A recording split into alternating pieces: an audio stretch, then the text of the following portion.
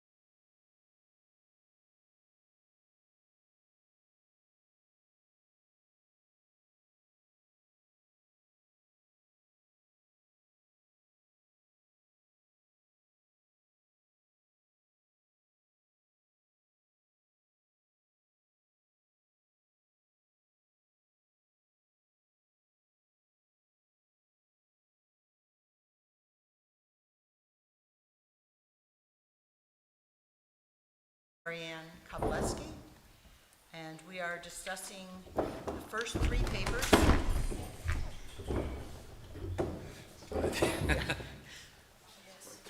And then we will take a 20-minute coffee break, 20 minutes only, and we will be back to hear the last two papers, and we will save all the questions for the end.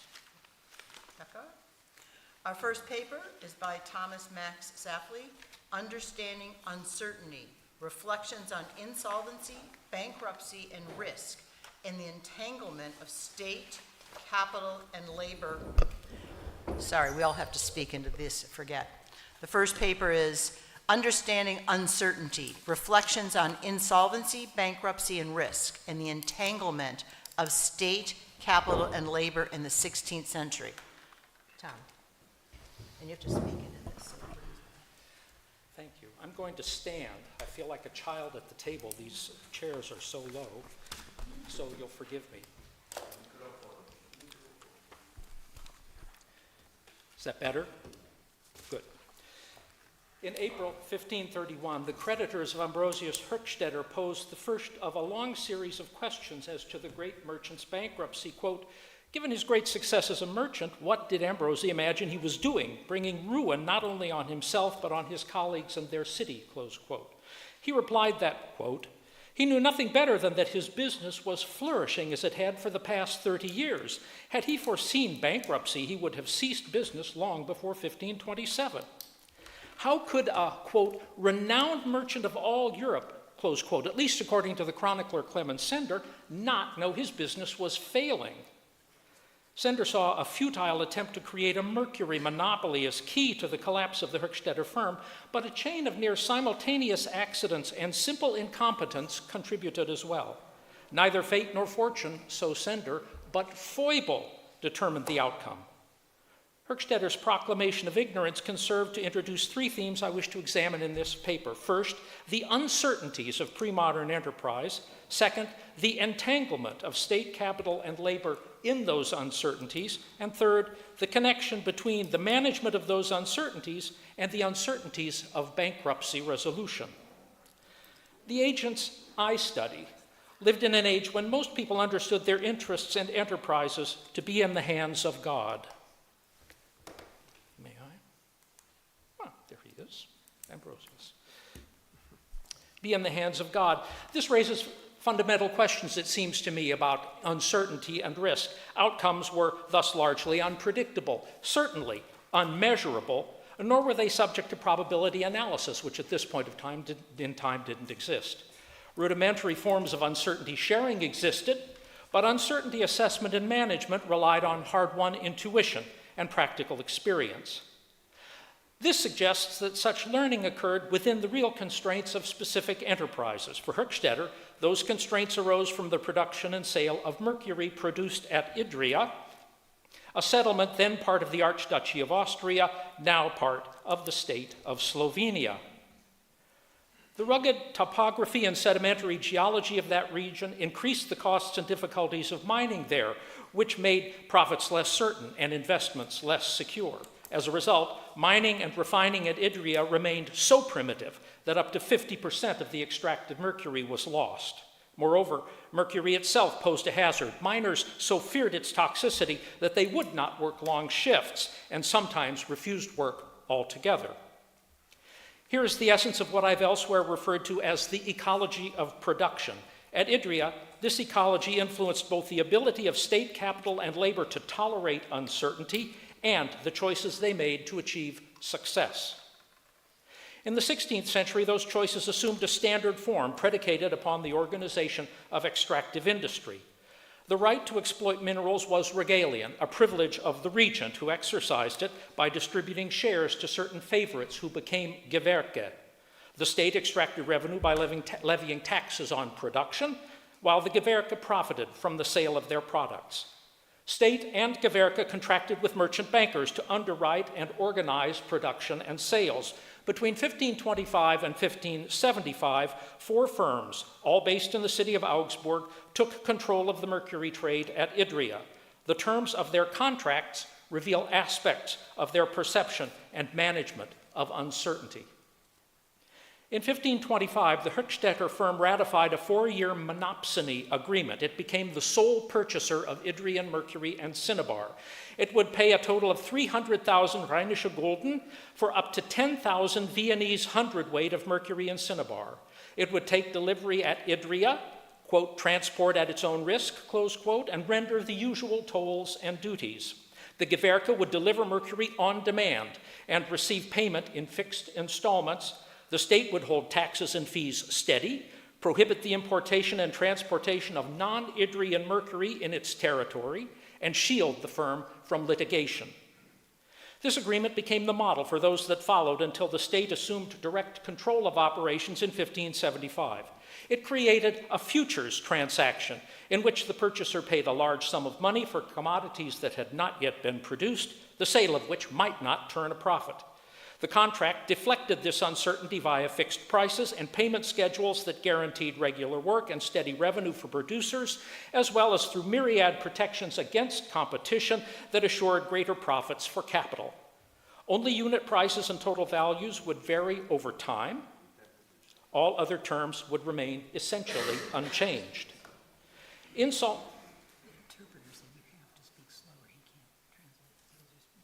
I have to speak more slowly. I'm sure in deference to you all as well as to the simultaneous translator. Oh, okay. Insolvency and bankruptcy, the result of poor management, force majeure, and dishonest dealings, forced the Hochstetter firm to abandon the agreement in 1528 and cease payment in 1529. The result was a crisis at Idria. Sales plummeted, profits disappeared, the workforce shrank. The Gewerke appealed for tax relief. The state gave them a new monopsony. Hans II Baumgartner became the sole purchaser of Idrian mercury in 1539. The Gewerke initially wanted out and offered him complete control of the mine in return for a fixed rent. This, when he refused, they accepted his more modest offer to pay 100,000 gulden for as much as 5,000 hundredweight of mercury and cinnabar over a 5-year period. They also granted him a large quantity of mercury and cinnabar at no cost. The contract explained this gift in terms of, quote, the present times and conditions, close quote, a reference to the results of the Hochstetter collapse. Baumgartner renewed his agreement on the same terms in 1544. The dire state of the mine created uncertainty that explains the generous concessions of these contracts. Not only had the Hochstetter default deprived the mine of income, but the mining had extended below the underground water table, raising costs and lowering yields. Yet Baumgartner faced uncertainties of his own. The lower commodity volumes and unit prices bespoke limited demand, but he was determined to make a market, that is, to set bid and ask prices for mercury. This required a high level of uncertainty tolerance. He had to hold large amounts of the commodity. He had also to anticipate bid fluidity due to competition. In consequence, producers had to produce on demand, despite scheduled payments, and the state had to limit competition within its borders. Hence, capital's uncertainty entangled that of labor and state. The soft market may have influenced the next contract. Surviving sources suggest that the mercury trade proved less profitable than anticipated and that the Baumgartners wanted to pursue other interests. In 1548, Hans II and his sons, Hans Georg and David, vacated their exclusive right to purchase mercury at Idria in favor of Hans Paul and Hans Heinrich Herwart. From 1548 to 1553, the Herwarts agreed to purchase more mercury and cinnabar at higher prices and to accept a larger douceur. At this point in time, however, a pair of external shocks transformed the global market for mercury and altered the uncertainties of it. First, in 1550, an underground fire halted production at Spain's great mercury mine, Almaden. Second, in the mid-1550s, the patio process, which uses mercury to refine monetary gold and silver, entered production in the New World. With mercury supply shrinking and demand growing, prices soared. Idria became Europe's most important source of mercury, and the Herwarts its most important supplier. They seized the moment by renewing their agreement in 1554 and again in 1559, earning profits as high as 250%. Efforts by the state and the Gewerke to seize a greater share of this windfall, to say nothing of changing market conditions, created uncertainties that convinced the Herwart not to renew their contract after 1564. It took 2 more years, marked by renewed crises at Idria, to conclude another long-term monopsony agreement. In 1566, the firm of David Haug, Hans Langenauer and Associates signed a 5-year contract to purchase 5,000 hundredweight of mercury at 70 gulden per hundredweight. This contract stipulated, however, that nearly 2/3 of the total sales value of 350,000 gulden would flow to the state. In all other respects, this contract resembled its predecessors. Its terms suggest an asset price bubble. The purchaser bought an unusually high volume and paid an unusually high price, yet the bubble had already burst. As reported from Augsburg, most merchant bankers refused to enter the mercury trade. They feared competition from the Herwarts, and they realized that the market had cooled. They would not even lend money. Credit markets had tightened in response both to the decline of extractive industry across Europe since the 1540s and to a series of state defaults that began in the 1550s. In 1571, Haug-Langenauer committed nonetheless to purchase a further 7,500 hundredweight of mercury. When another series of state defaults coincided with this and other spectacular instances of mismanagement, including the fraudulent sale of 3,500 hundredweight of mercury, the firm defaulted. The contracts presented here reveal how uncertainty was managed. Perhaps most striking to the modern observer, they relied on long-term monopsony, that is, a single purchaser. Supposedly, this created an orderly market, undisturbed by competition, that regularized sales and profits to the benefit of all. Also noteworthy is the reliance on path dependence. Past experience guided future agreements and limited uncertain outcomes. Yet none of these arrangements were absolute barriers against the uncertainties of commerce. Monopsony forced the mine to produce on demand, but production was contingent on the local ecology, and demand was contingent on the purchaser's perception of the market. As we've seen, the ecology of production at Idria had become less productive. Purchasers were not all astute businessmen, and the market experienced demand fluctuations and external shocks that could not be anticipated. The result was uncertainty for state, capital, and labor alike. One could render the impact in terms of unit prices and total payments. An essential stability in values can be seen until 1559, when the state and the Gewerke began to push for a larger share of the Herwarts' profits. Most of the proceeds from sales had hitherto flowed to the Gewerke. The state appropriated roughly 1/3 in taxes. The Gewerke complained constantly, nonetheless, that income did not cover expenses, much less yield a profit. After 1564, the state took 2/3, making the producer's situation more dire. Rather than invest in available machine technologies that would increase productivity, the Gewerke sought to lower costs by petitioning for tax relief and transferring costs to the workforce. After the Hochstädter bankruptcy, for example, employment declined to about half, that is to say about 60 workers, a level at which it remained for the remainder of the century. Production followed suit, but costs increased. Commission reports referred repeatedly to the increasing depth of the mine and the increasing uncertainties posed by flooding. These increased the costs of mining as well as the uncertainty of yields and revenues. Yet the Gewerke did not resort to wind or water-driven pumps, but rather employed half their workers to remove water by hand. The others mined ore to the extent possible. Miners, quote, cannot work more than 18 weeks in a year because of poisonous fumes or remain on the ore longer than 14 days. This was the quotidian reality at Idria. The challenges of mining mercury limited the efforts of workers. Quote, even when they get to work, they may produce nothing over the course of a week, close quote. Peak production corresponded to the initial years of contracts. Merchants often took all or most of the required total volume in the first year. This practice enabled them to maintain sufficient supplies to make a market and spread their costs over the life of the contract.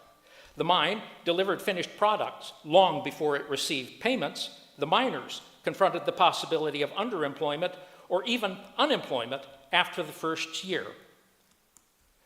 Costs followed production and delivery. The most notable factor was the increasing resort to Lehenheuer, that is to say, miners who subcontracted by paying a fee to the manager for the privilege of extracting mercury from a specific slag heap or mine shaft, usually one deemed less productive. At Idria, they provided their own tools and labor and committed to sell whatever they produced to the manager for a fixed price. They bore all the costs of production and all the uncertainty of work that might yield little or no profit. Lehenschaft transferred costs to the uncertainties to the workers who valued it nonetheless because it gave them control over their labor and supplemented their income. The ecology of production and the demands of capital exposed the Gewerke to uncertainties that increased costs and diminished returns. Their responses neither reduced cost nor increased productivity, but influenced capital's ability to purchase goods and make markets. Uncertainties thus entangled each other and occasionally resulted in bankruptcy. The 4 cases presented here supposedly illustrate what Reinhard Hildebrand called the, quote, exceedingly high willingness to entertain risk among Augsburg merchants, close quote.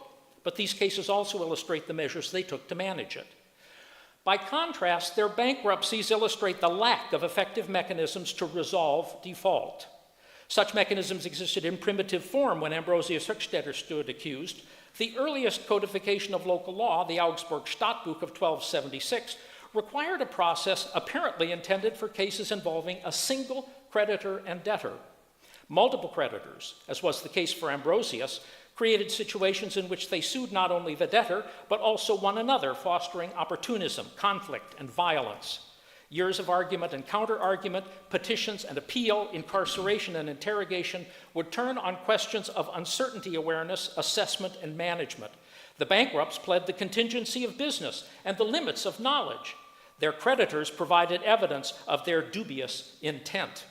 Such disorder prevented resolution in the Hochstädter case. Ambrosius died in chains. The cessation of payments by the crowns of Spain, Portugal, and France, which contributed to the collapse of some 39 merchant companies in Augsburg between 1559 and 1580, including Baumgartner, Herwart, and Haug Langenauer, prompted the city council to pass the city's first bankruptcy ordinance in 1564. It required all bankrupts to cede their goods, proscribed the independent collection of debt, and commanded all creditors to act through approved curators.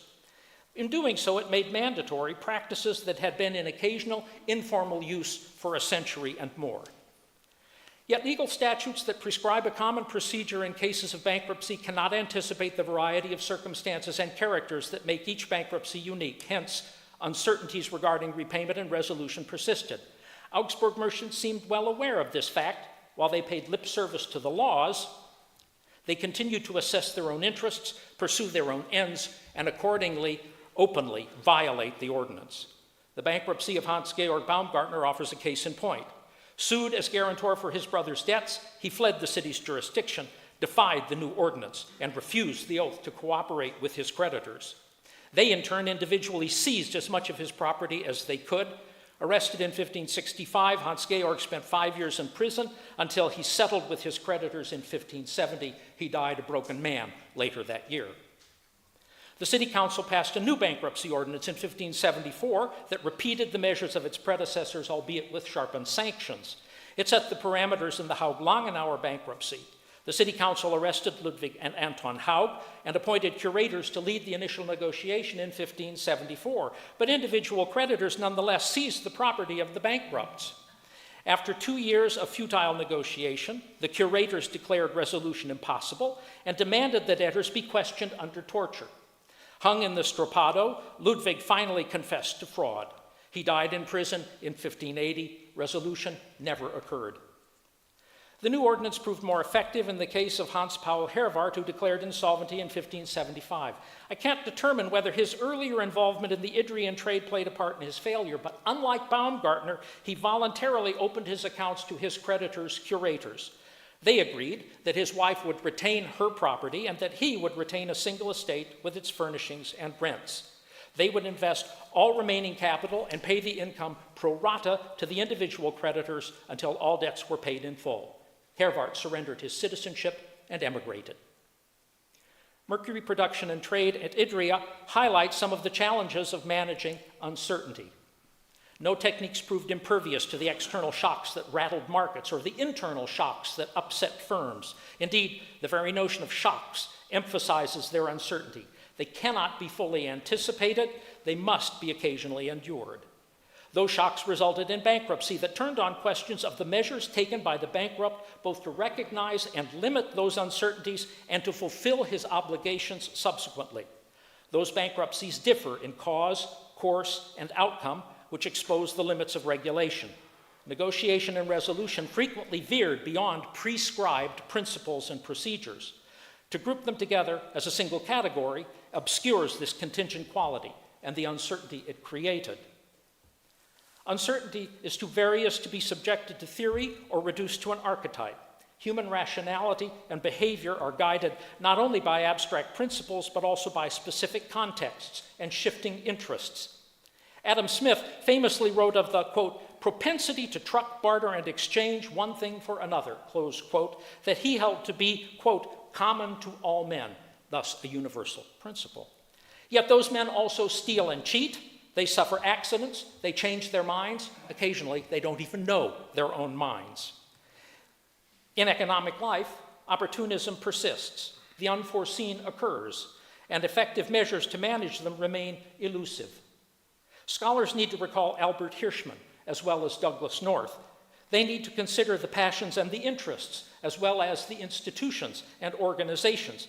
They need to consider how uncertainty persists, even in the age of risk. Thank you.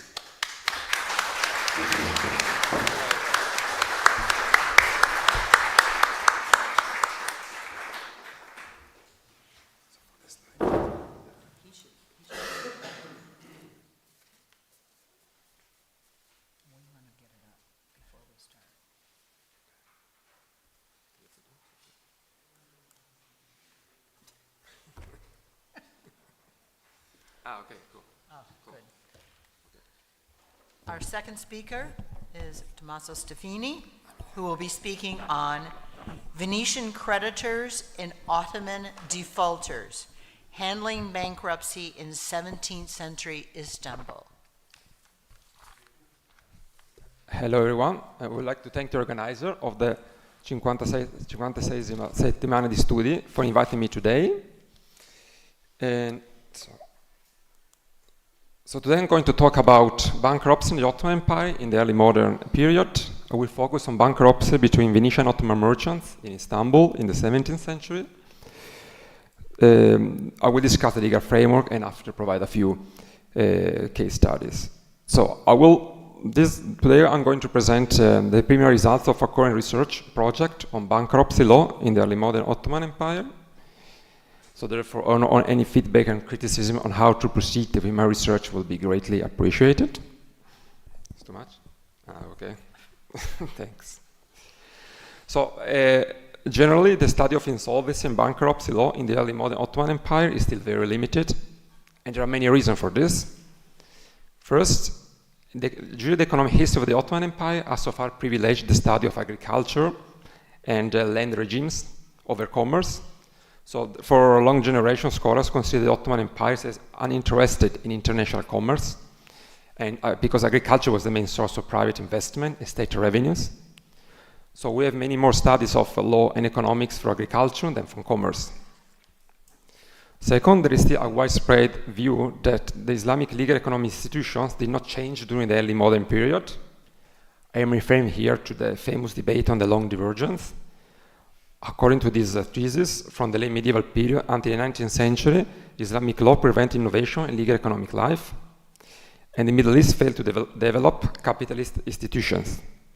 So you didn't have business corporation depositing banking, insurance contract before the westernization of the legal economic system of Muslim countries in the 19th century. So these ideas of the Ottoman Empire as a passive through international commerce and Islamic institutions unchanging are discouraged so far an in-depth study on Islamic law and commerce in the early modern period. So I will begin my discussion of bankruptcy with providing a very brief sketch of the Ottoman legal system. So in the early modern period, there was a plurality of normative sources and judicial institutions in the Ottoman Empire. So what we call Ottoman law was composed of three main domains: Islamic jurisprudence, fiqh, the law created by Islamic jurists, muftis. Also Kanun, the law issued by the sultans. So the famous Ottoman capitulations, these commercial and diplomatic agreements between the Ottoman Empire and European powers, they belong to Kanun, to Sultanic law. Third, local and regional customs. So Ottoman authorities allowed European ambassador and consul to adjudicate disputes between merchants from the same political group. However, disputes between European and Ottoman merchants fell under the jurisdiction of Ottoman courts. There were two types of Islamic courts in the Ottoman Empire: the Qadi court. A Qadi was a judge and a public notary. The second court was the Imperial Council, the Sultan's own court in the royal palace in Istanbul. It was headed by the Grand Vizier, the Sultan's deputy. So this court was the court with the strongest enforcement power in the whole Ottoman Empire. These two different Ottoman courts played a role in resolving bankruptcy disputes between European and Ottoman merchants. So very quickly, I will mention the place of bankruptcy in Islamic jurisprudence, fiqh. So in Islamic jurisprudence, bankruptcy law did not constitute a specific section of jurisprudence, but it belonged to the category of human transaction, which called muamalat, which basically includes social and economic exchanges, debts, inheritance, and marriage. Procedures of bankruptcy don't distinguish between Muslims and non-Muslims, and between men and women, and between merchants and non-merchants. Islamic law prioritized the peaceful settlement of bankruptcy disputes. The Qadi, the judge, was a mediator between debtors and creditors. He could arrest an insolvent individual, muflis, if the creditor wanted it, asked for it. The Qadi investigated the assets of the debtors, and if the debtor refused to pay, he would sell his non-essential assets to pay the creditors. So two caveats of Islamic law are important for this topic. First of all, in the early modern period, Islamic law did not require the possession of documents to prove one's claim. So as is well known in Islamic law, oral testimony was the most important type of proof, and Christians and Jews could not testify on Muslims. So this was a significant handicap for European merchants in the Ottoman Empire. So Venetian merchants in Istanbul could not testify on his Muslim clients. They could not employ documents on his behalf. Second, also the pre-modern Islamic law forbade trials in absentia. So if a debtor was missing, a Qadi could not rule over the sale of his possession to benefit the creditors. This was different in Venetian law, which recognized the validity of trials in absentia. So the records in the Venetian consular court in Istanbul are replete with sentences in absentia for outstanding debts. So decapitulations introduced legal innovation to facilitate the resolution of debt disputes between European and Ottoman merchants. Until the French capitulation 1640, the capitulation did not include specific clauses on bankruptcy, and they only dealt with debts and collective reprisals.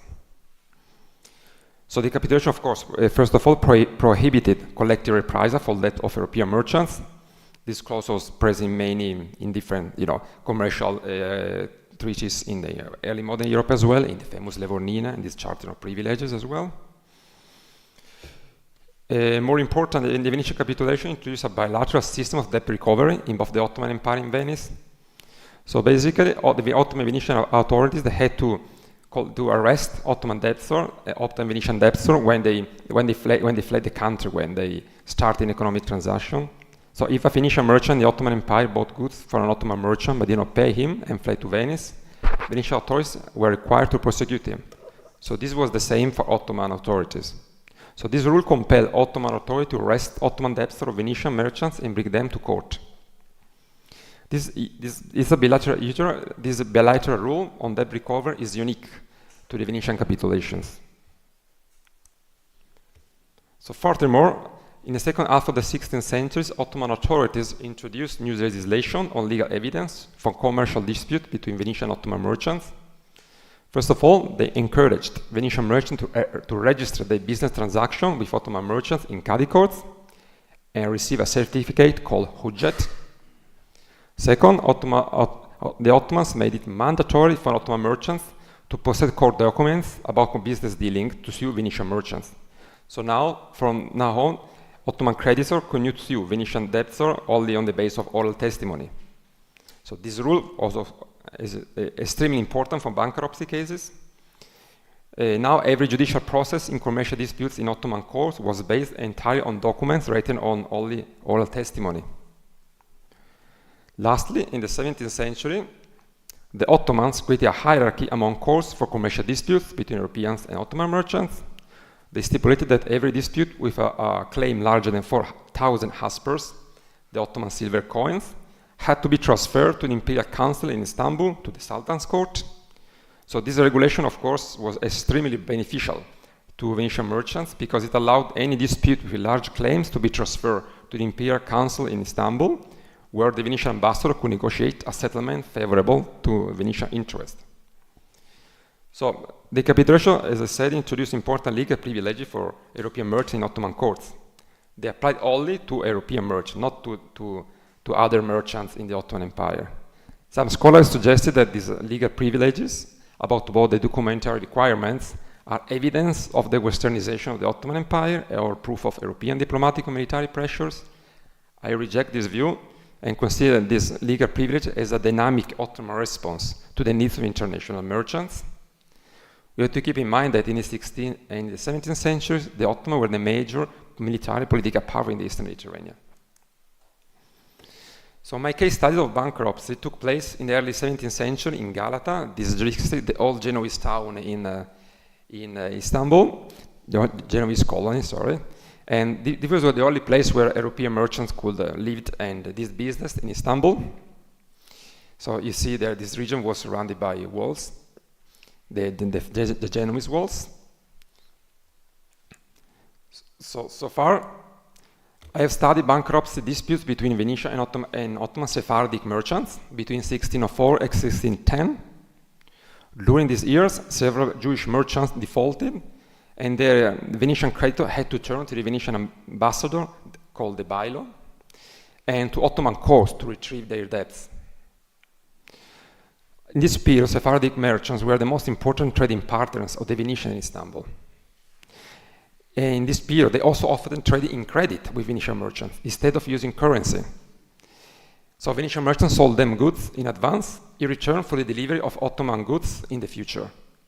As is well known, this trade on credit was very risky because delays in payment could jeopardize the balance of accounts and ruin merchants and companies.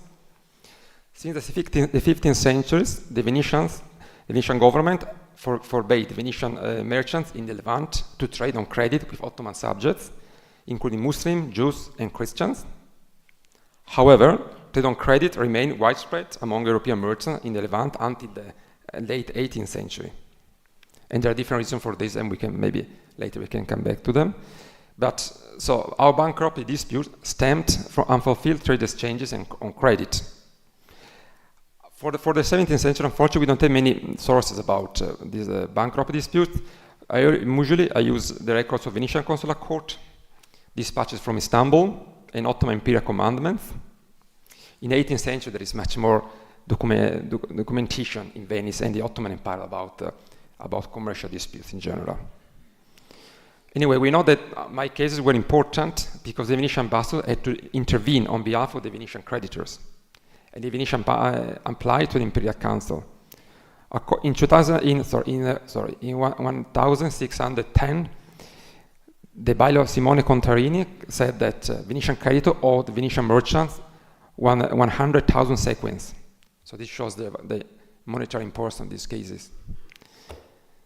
So the first institution used by Venetian merchants to retrieve credits from Ottoman Jews was the Venetian Consular Court, the Chancery of the Bailo. It was located in the in the Venetian embassy in Galata. So this institution was a consular tribunal and a notarial office. So Venetian and Ottoman merchants registered debts and payments agreement in case of insolvency here. As already mentioned, according to the capitulation, the Bailo had jurisdiction only over dispute between Venetian subjects. However, during the 16th and 17th century, numerous Ottoman Jews and Christians also applied to the Venetian Consular Court to sue Venetian merchants. They were also brought there by Venetian merchants. So, being a consular tribunal, the Venetian Consular Court had limited enforcement power in Istanbul. How could the Bailo enforce its sentence against Ottoman subjects? If an Ottoman subject refused to comply with the Bailo decision, the Bailo could order a boycott against him, a battellazione. So no Venetian subject could conduct trade with him. In my bankruptcy cases, I found instances of boycotts issued by the Bailo against Ottoman debtors when the merchants were declared insolvent might continue to trade. Needless to say, a boycott was highly detrimental to a businessman's business reputation. It took place only rarely, because debtor and creditor preferred to settle their disputes through private agreements. The Venetian Chancery also hosted the Council of 12, an assembly composed of the most prominent Venetian merchants in Istanbul. This body took collective decision on commercial matters, including bankruptcy cases. In my dispute, Venetian creditor applied to the Council of 12 to seek the approval of their agreement with the Ottoman debtors. So this illustrates how bankruptcy cases can impact the entire Venetian community. So of course, if a Venetian creditor failed to collect his credit through the Venetian Consular Court, they could always apply to the Ottoman courts. They could apply to the Cadi Court in Galata, the Central Tribunal of District.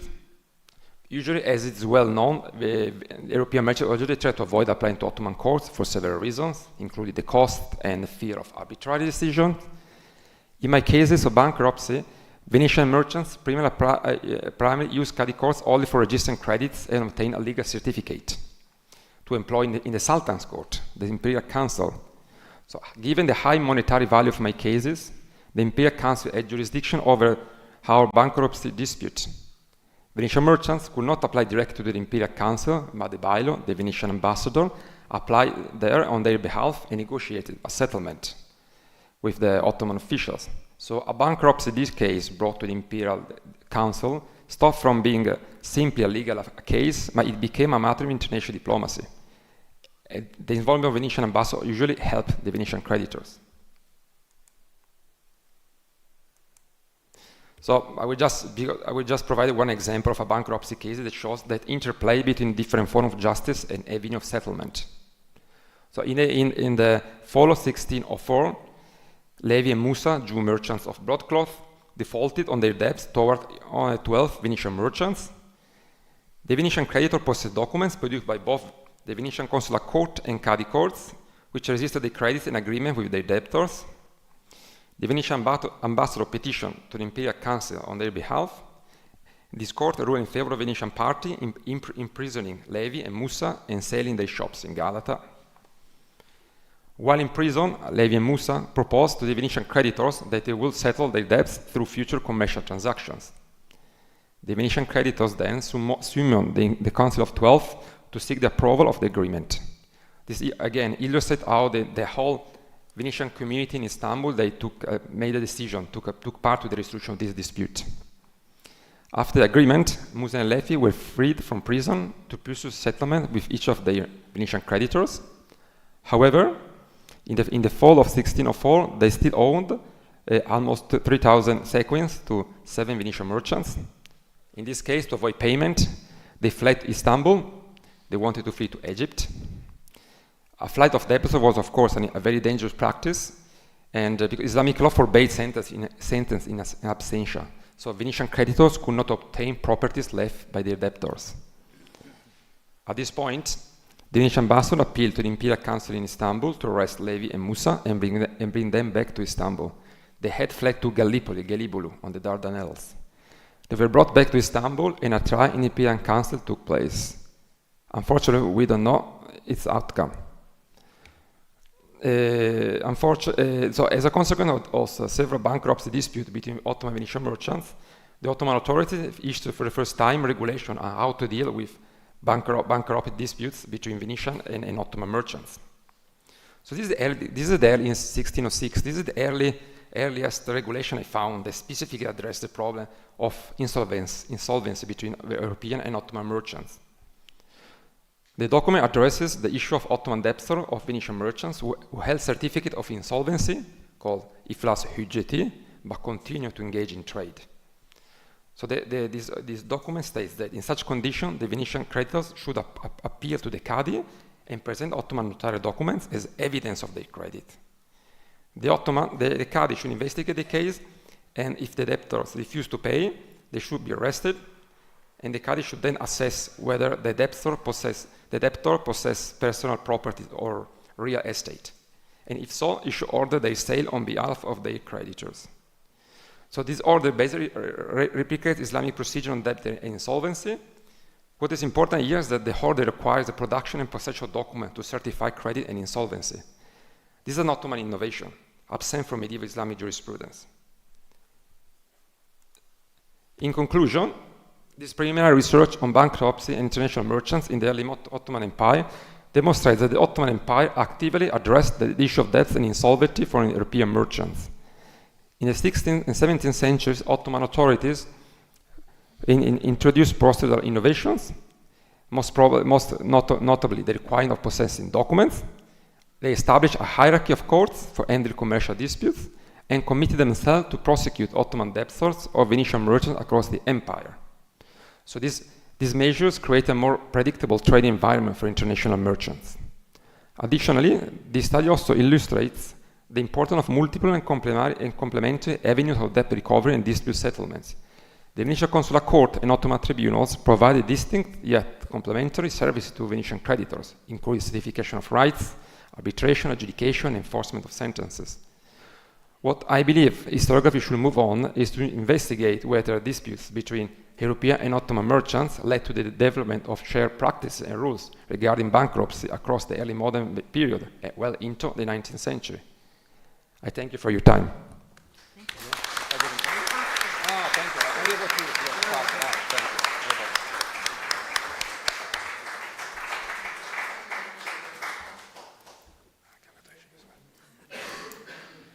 I was feared to speak too fast, this was a problem. Okay. Our third speaker today is Tanya Skambrax, who will be talking on preventing private insolvency through microcredit, case studies from late medieval and early modern Italy and Germany, 15th to 17th century. Yeah, thank you very much. Is this mic working? Click it. Now it's working. Yes. Okay, yeah. Thank you very much to the organizers for inviting me, and good morning to you all. Bankruptcy and insolvency were problems faced by the majority of the medieval and early modern population. Especially the economically weaker strata of society had to encounter several phases of insecurity and crisis within their lives. And one impressive example we find in the Diario of Gaspare Nadi, a 15th century mason from Bologna. You probably all know this source. This fascinating ego document written after the year 1452 points out how Gaspare repeatedly experienced phases of monetary shortage and poverty, mostly induced by sickness, but also by disruptions of his familiar nurturing structure. At the age of 85, he split from his third wife, Caterina, and had to move out of the house. He continued to live with one of his sons, Giovanni, afterwards. These examples, and we could mention more, you see here on the right-hand side another wonderful source, but I will not go into detail, show us that the medieval working poor, craftsmen, day laborers, widows, were economically weak as they had no opportunities to build savings, protecting them from the recurring problem of insolvency and bankruptcy. Thus, they were strongly affected by economic crisis and shortages in the late medieval economic environment, characterized by volatile prices and wages. And the argument made here on the basis of one single case study, an ego document, is of course also backed by quantitative data on wages and prices. This slide shows the development and prices and wages in Florence throughout the 14th and 15th century. I used that for my book. It becomes clear that wages remained relatively low, while commodity prices for wine, oil, and wheat kept fluctuating heavily. Hence, the situation was volatile. And as the German medievalist Ernst Schubert pointed out many years ago, this affected about 50 to 80% of the population. So given the fact that the majority of people were affected by this volatile economic situation, the main question is how late medieval cities cope with this danger of repeated impoverishment of their poorer inhabitants. Here, microcredit offered a powerful tool of risk management for the working poor, constituting almost 2/3 of the urban population. So in my paper today, I will tackle the following questions, and of course I will be very brief. First, how did city governments react to the volatile economies of the 15th and 17th centuries? Second, by which means did late medieval cities fight the risk of bankruptcy, insolvency, and impoverishment of their inhabitants? So at the political level, then how was the policy involving Christian microcredit institutions, I come to that shortly, organized and mediated throughout the medieval society, so on a normative level? And fourth, which role did religious orders, such as the Franciscans and Dominicans, play in the process of defining economic risks and bankruptcy as societal challenges in their time? So the discourse level. These three levels, I will not go deep today. And fifth, and this is the most tricky one, how successful were these measures to prevent private bankruptcy and insolvency? I will look at two geographical areas today, first at late medieval Italy, and then in a second step, I will deal with early modern Germany. Small loans, which were equivalent to about 1 month's wages of a craftsman, this is about how we define a small loan or microcredit, were granted by municipal pawn shops, the Monti di Pietà, or in German Leihhaus, Lombard, against a small sum of interest, between 4 to 10%, and a pawn or a group of pawns since the mid-15th century. From a socio-political perspective, on the threshold from the Middle Ages to the early modern period, small loans, beside other forms of small-scale credit, public finance, like urban rents and annuities, became an important instrument for maintaining and enabling market participation and balancing financial hardships of this substantial number of people. From the middle of the 15th century on, Italian municipal governments addressed the problem of insolvency and bankruptcy of its citizens and tried to offer concrete solutions. The model of the Monti di Pietà was taken up by German city governments in the late 16th century and implemented in their own social policies in the early 17th century. There have been a number of publications on the topic of small-scale credit in the last years, some of which you can see here.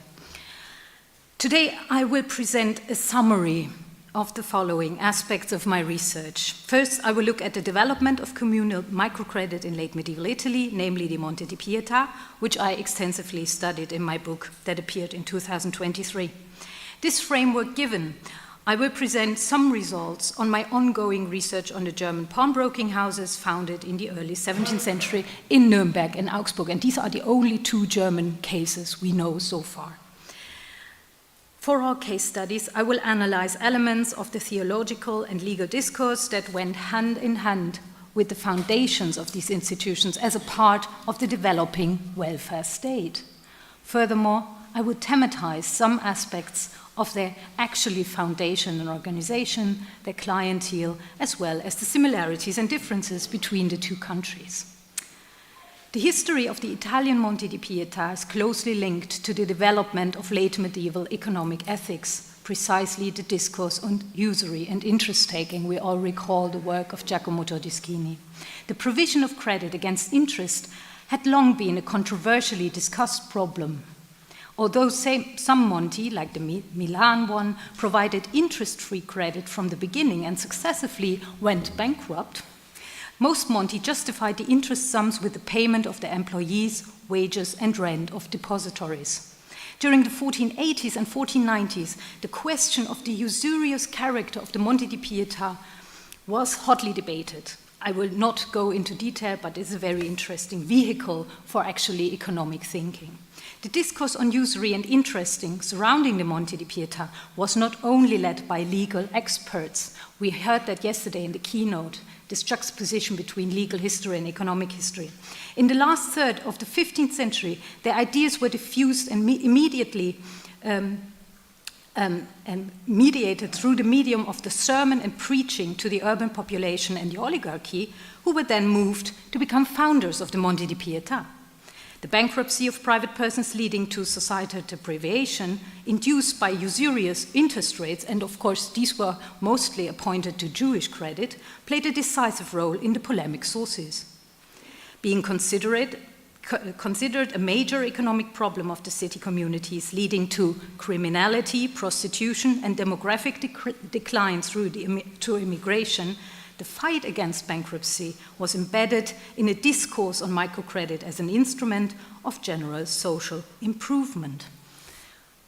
I will leave it to that due to lack of time. Turning away from the level of discourse and ideas on how to avoid bankruptcy by the urban pawnbroking institutions, I now want to look at the concrete outcomes of the Monte's customers, for the Monte's customers.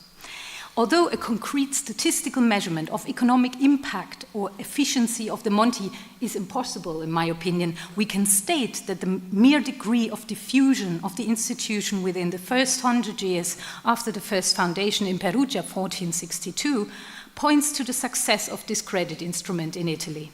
Furthermore, if we look at the development of individual Monti, like in Rome, we see that the number of loans was constantly rising, and also the number of deposits with the Monte as a bank increased. Sorry for this very bad slide. But you can see like 1539, it's the year of the foundation, number of transactions is 729, whereas 1584, it's 13,543. So just, as mentioned before, the clientele of the Monte was composed by craftsmen, day laborers, and other institutions like hospitals, as intended by the founders.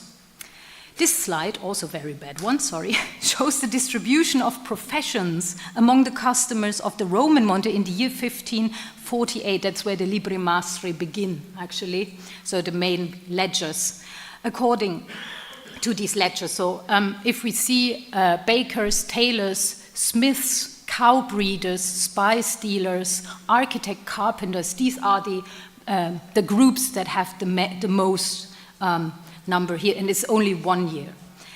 Finally, if we look at the types of pawns that were given as collateral for the loans, we see that most items were rather of modest value. So, and this is taken from a list of auctions from Perugia. It's 1479, 1480.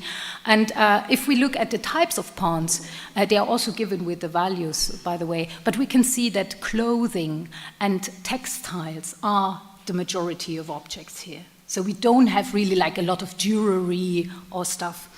So before I move on to the second part of my paper, I would like to draw some preliminary conclusions here. Late medieval Italian city governments recognized the problems of economic volatility and tried to solve them. Among other measures, they installed urban pawnbroking houses, the Monti di Pieta. The institution tried to build an effective system of credit provision that enabled the working poor to overcome phases of shortage and crisis, the reasons for bankruptcy and insolvency. The quantitative data relating to the expansion of the institution, the clientele as well the number of credit transactions, adds to the picture of success of another urban credit instrument. Simultaneously, one could conclude at that point that welfare politics became more and more under the control of civic and state institutions, like the Italian city-states with their city councils show. Many elements of this story can be traced in my second part on the foundation of the German Monti or Leihhäuser in Nuremberg and Augsburg in the early 17th century.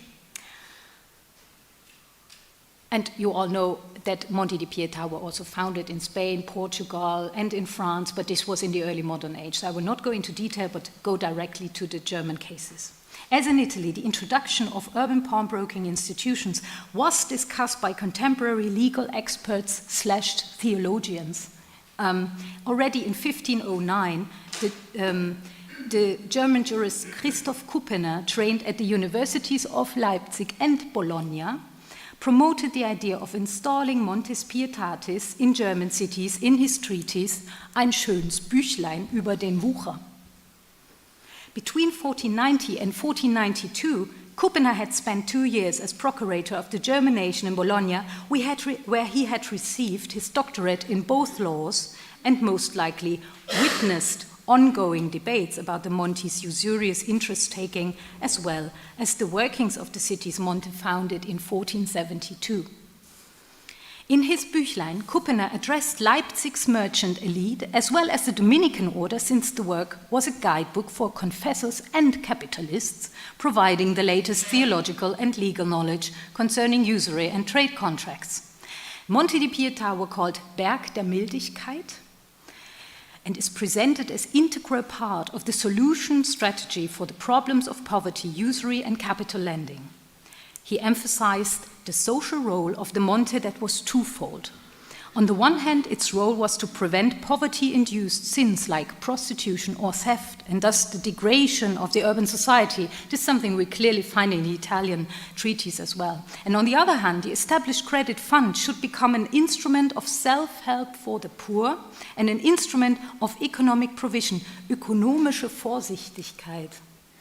The Monte connected rich and poor by 6 loan contracts, which manifest the common responsibilities of the urban community for the bonum comune. And this is something we already encounter also in the Italian sources. For instance, Agno da Viterbo, he has the 6 contracts. Okay, so this is a bit nerdish.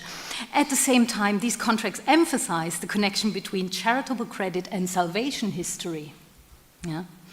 The government of Leipzig did not erect a Monte di Pieta, and surprisingly, the first German Monte was only established in 1603 in Augsburg.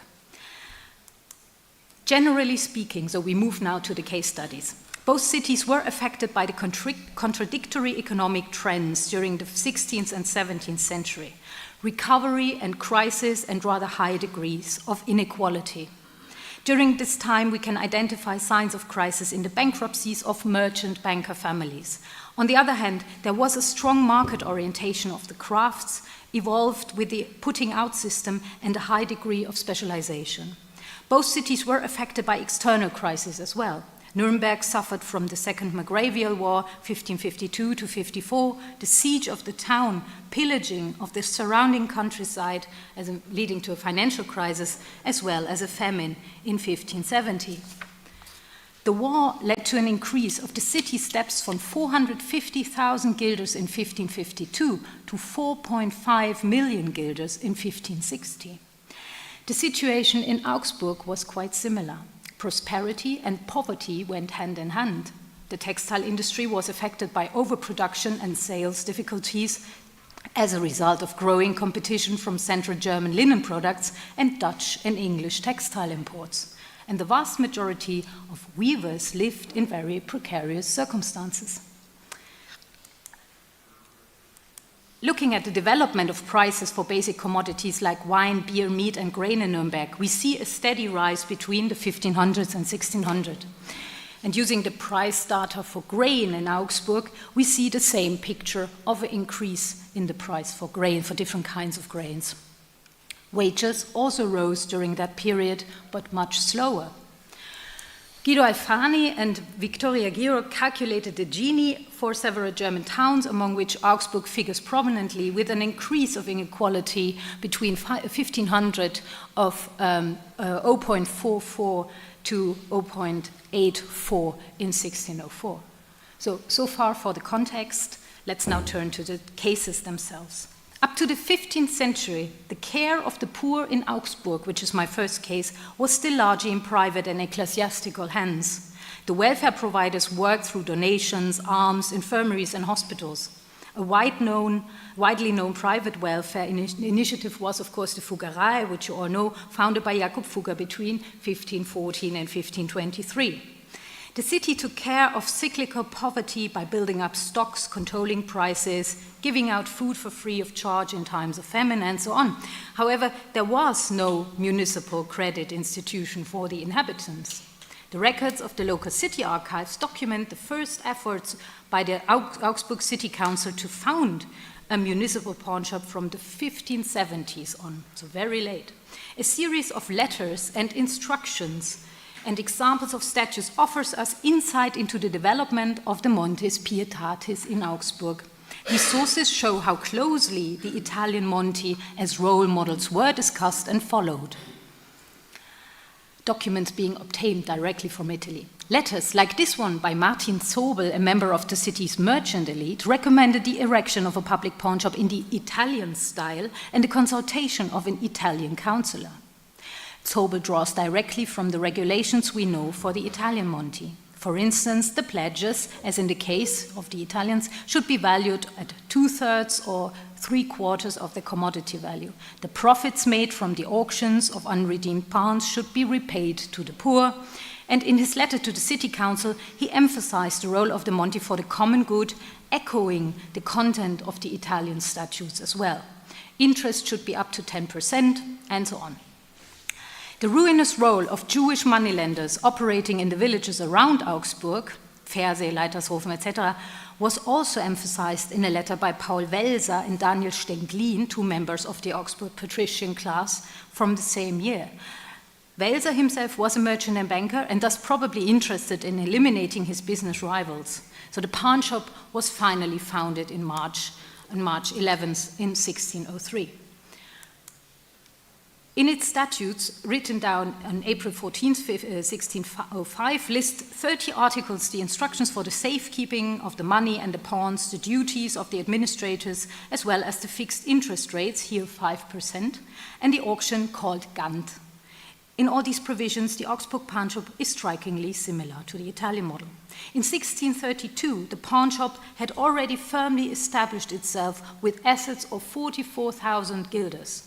The crisis in Caesura was, of course, caused by the 30 Years' War, which caused the surplus of the Monte to flow into the state treasury and to alleviate the general shortage of money. The capital shrank to such an extent that the institution had to close down in 1663. Several enclosures to minutes from the city archives bear witness to this decline. Just some numbers. In 1644, the income compared to the expenses was still 30,505 guilders income compared to 3,279 guilders expenses. And of course, you can see that this situation changed dramatically towards the 1660s. These inventories, These inventories were written before the thing closed down, actually, to make sure what's still there. These inventories inform us about the types of pawns also, and this is interesting, or maybe not, I don't know, I find it interesting. Mostly we see clothing and metalware, and the material value that was in most cases rather small, so between 1 and 5 guilders. We also find similar information in another inventory from 1663.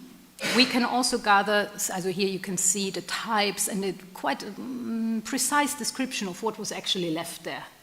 So not much, but so a few clothes. We can also gather some information on the clients, as the names of some of them also indicate their professions. Here we got that, as you see, very, very small numbers. Only 15 men and 15 women and 21 men are mentioned. So this is what we can do. There's not much, but we can do a bit. Now I come to Nuremberg. As the archival sources from Augsburg show, German cities corresponded with each other about the way to successfully install a pawn shop. However, the history of the pawnbroking house in Nuremberg, which was finally founded in 1618, begins much earlier, namely in the 15th century. As mentioned before, the role of Jewish moneylenders in the pawnbroking business was an important factor for the establishment of communal pawnbroking. In 1499, the Jews were officially expelled from Nuremberg by imperial decree of Maximilian I, who had issued it 1 year earlier. Michael Toch has studied the situation of the Jews in 15th century Nuremberg and came to the convincing conclusion that the reasons for their expulsion, who still numbered 12 to 15 families in the late 15th century, lay in the unclear legal situation regarding the enforceability of outstanding debts and the handling of forfeited pledges in the city courts. Again, legal history, court history, and economic history, very important. Simultaneously, wealthy credit seekers had turned more and more to Christian creditors, leading also to a shift here. The Jewish moneylenders' clientele came mainly from the artisan milieu. Members of the social group of craftsmen and women were indeed under severe economic pressure at the end of the 15th century. The reasons for this lay in the structural changes in the late medieval city economy and its forms of production, namely the putting out system, which drove numerous craftsmen into continuous dependency of their investors. Thus, we can speak of structural pauperization of the lower population, leading to a growing need for small-scale credit. The problems were recognized and thematized by citizens like a group of Herren, don't worry about that, in a letter to the syndicate from March 1579. I won't read that out, but I will summarize it for you. They describe the difficult situation of the weavers suffering from poverty who are forced to pawn their tools and eventually to leave the town, a fact that created severe demographic problems for the whole city community, including the investors, of course. So it was in their interest to install means to overcome this crisis. The solution would lay in the foundation of a communal pawn house for which the authors even provided preliminary statutes, so they were quite well prepared. However, it should nearly take another 40 years until the successful installation in 1618. And in July of that year, the first officials of the pawn shop were appointed, and on the 1st of August, a proclamation of the council was published announcing its establishment. Most of the officers leading these institutions, they were members of the merchant elite. And I will leave it at that. But it's an interesting and important factor, I think, if we look at what is welfare actually like in that time. Conclusions. As has been shown for both, here you can see the actually pawn house in the former monastery of St. Clair. So the Reformation led to the dissolution of many monasteries, so they could use the rooms, quite practical. Okay. Conclusions. As has been shown for both cities, members of the merchant elite with political interests were important figures in the process of knowledge transfer between Italy and the empire. Also, on the level of the function and organization, the German pawnshops confirmed the hypothesis of an imitatio of the Italian model.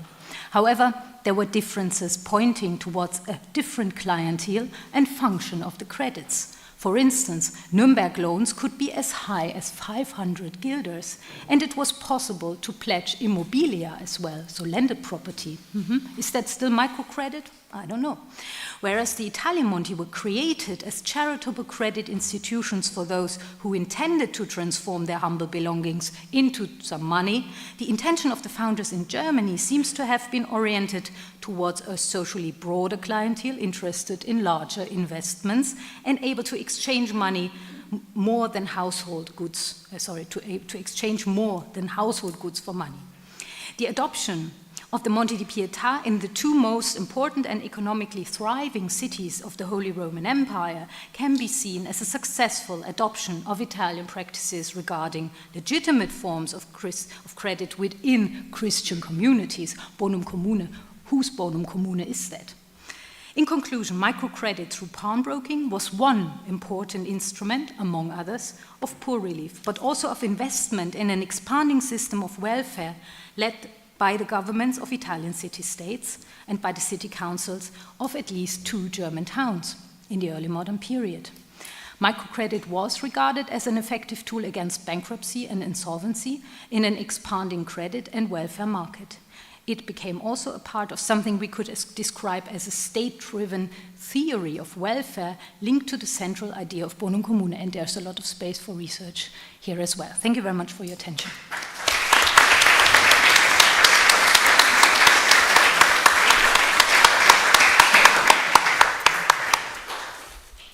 Thank you very much to all 3 speakers for keeping exactly to time. We now have a coffee break, so let's try to be back here at about in 20 minutes. That be sufficient? And we will hear the remaining 2 papers. So 20:36, about 20 minutes to 11. Thank you. Thank you.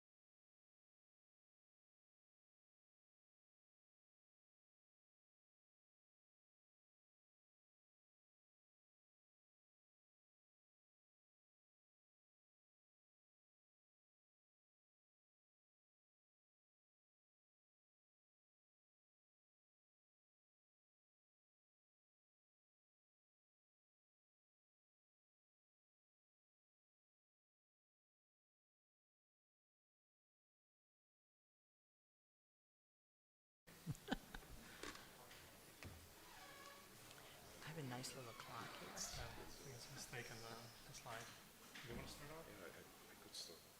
Okay, you want to do that? Let's just make sure he has your slides. Let's go back. No, you go back here and just say, we just don't want to. But they loaded Dave's slides in. Did you want first now? Well, let's see, because people, sure, come on up. We're all cozy.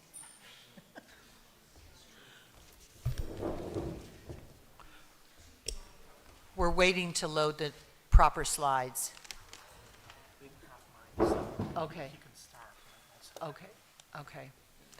All right, we are going to change the order because the slides for the Luis's talk were not properly loaded. So our next talk will be by Dave DeRuscher, The Emergence of a Municipal Legal Culture of Insolvency, Low Countries, circa 1450 to circa 1570. Oh, shit. Well, maybe not. Let's.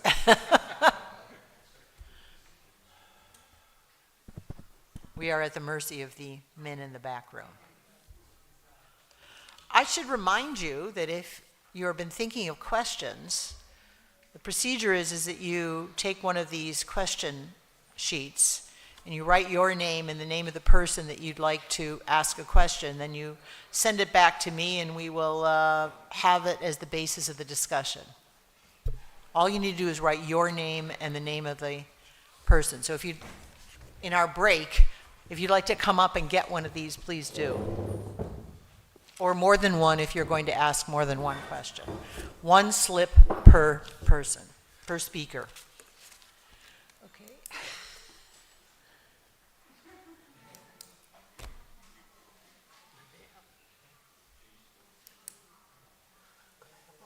Oh, sure. Yes. Please ask. Okay, good. Excellent. Good. There you go. 2 for you. Just one for you. Tanya, do you want? Okay, there. Is he going to put yours on? Tanya, do you want to? Today is the 12th. You want to ask some questions?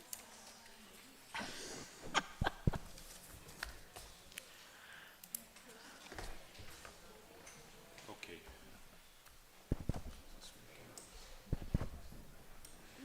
Ladies and gentlemen, colleagues, first of all, thank you for accepting my paper and for allowing me to present some of the results of my research. And today I will be talking about the intricate, often nuanced history of insolvency regulations and proceedings in the Low Countries, with some links to economic developments and some reflections on the interactions between law and economy. And the focus will be on the period roughly spanning from 1450 to 1570, which is a crucial era that witnessed the gradual evolution of legal frameworks governing insolvency and the enforcement of debt in collective ways. Now, for too long, the prevailing narrative surrounding the development of insolvency law in this region and this period was referring to the idea of the reception of Roman law and the spread of Italian commercial practices. And while these factors undoubtedly played a role, I contend that they represent only a fraction of the story. Yeah? So academic law had influence in some respects. The Italian commercial practice only minimally influenced insolvency legislation and practices in the Low Countries in the period mentioned. For example, the Concordato, an agreement of debt rescheduling after a public denouncement of insolvency, was known in Antwerp in the 1550s, 1560s, but was not practiced much in other cities, in Amsterdam mostly in the 17th century, but not before. And even in Antwerp, it was not widely used. And also the salvo condotto, which was mentioned yesterday in the keynote speech, was not really known in the Low Countries in the same form as it was in the Italian regions, for example. To truly understand the emergence of insolvency law in the Low Countries, we must delve deeper into the local customs and traditions of debt enforcement that existed well before most mostly academic influences began to take hold in the later 15th century. In the 14th and 15th centuries, the legal landscape of the Low Countries was characterized by a significant degree of decentralization. The authority to govern and adjudicate on matters of debt and insolvency resided primarily at the level of individual cities and villages. The urban centers, with their unique social structures, economic activities, and political dynamics, developed their own distinct legal practices. To a lesser extent, princely councils, princely provincial courts, also exercised some influence, but their role in insolvency matters remained relatively limited during this period. They became involved in insolvency cases from around mid-15th century. Their involvement was quite limited until around 1500, and even afterwards, municipal agency was large. The emphasis on local jurisdiction and custom meant that there was considerable variation in how debt was enforced and how insolvency was addressed across different parts of the Low Countries. Moreover, cultural factors were often more important than economic ones. Even in cities that received foreign merchants as visitors, think of Bruges and Antwerp, which underwent economic changes, the urban administrators could stick to older solutions also when comparable solutions, comparable rules were adjusted, amended in other competing cities. Ideas going back to the High Middle Ages had a lasting impact and were persistent. And to illustrate the point in the paper, I've made some detailed observations on 5 key cities, Leiden, Amsterdam in the County of Holland, Antwerp in the Duchy of Brabant, Bruges in Flanders, and Mechelen, which was a principality of its own. These cities each with its own unique character and legal traditions. I also considered the broader legal context of the principalities, so the counties of Holland and Flanders and the Duchy of Brabant as well. One of the central arguments I will advance today is that collective proceedings of debt enforcement, we have the story of Augsburg by Tom this morning, were in the period under study quite exceptional and arrived rather late. So debt enforcement was very much focused on individual enforcements of individual creditors. And legal procedures involving multiple creditors acting together to recover their debts from a single debtor, following public summons, which invited all creditors to step forward, were relatively uncommon for a significant portion of the period here under consideration. And instead, the legal systems of the Low Countries tended to emphasize individual remedies. And as a result, the rules governing pledge, debt enforcement, and also later on insolvency were closely intertwined, reflecting a legal culture that prioritized the protection of individual creditors, and also, and this is more developed in the paper than I can explain here today, more the priority of ratified debts, debts registered in official documents. In the paper, I explained that there were 2 interconnected cultural ideas. First, the impounding of property was a king's affair, was considered as pertaining to the sovereign. It was done exceptionally. The other, that the enforcement of debt could be done judicially by judgments issued by courts, but only for debts that were known, that is, those debts that had been registered beforehand with the municipal authorities or mentioned in a judgment. Now, insolvency was known and addressed, yet not in collective proceedings. And there are indications that imprisonment for debt became practiced more after around the middle of the 15th century. In sources, examples of abscondence by debtors became more prominent from this time onwards. And however, imprisonment became used more often. It was not merely a safety measure, it was a safety measure to prevent that debtors would flee, of course. But it was in the second half of the 15th century also a measure, a method for creditors to check whether the debtor had sufficient goods to pay for the debts outstanding. And in the second part of the 15th century, titles of ownership in goods were often swapped from one party to the next without a formal transfer of the merchandise, without a transfer that was registered before the authorities of the city. And this meant that even when a debtor had assets at his disposal, when they were visible, they could pertain in ownership to someone else. And as a result, it became more difficult for creditors to gauge the creditworthiness of their debtors. Initially, this situation incited strict legislation, which sought to deter debtors from hiding assets and going insolvent. And therefore, economic factors had an impact. So market conditions mattered.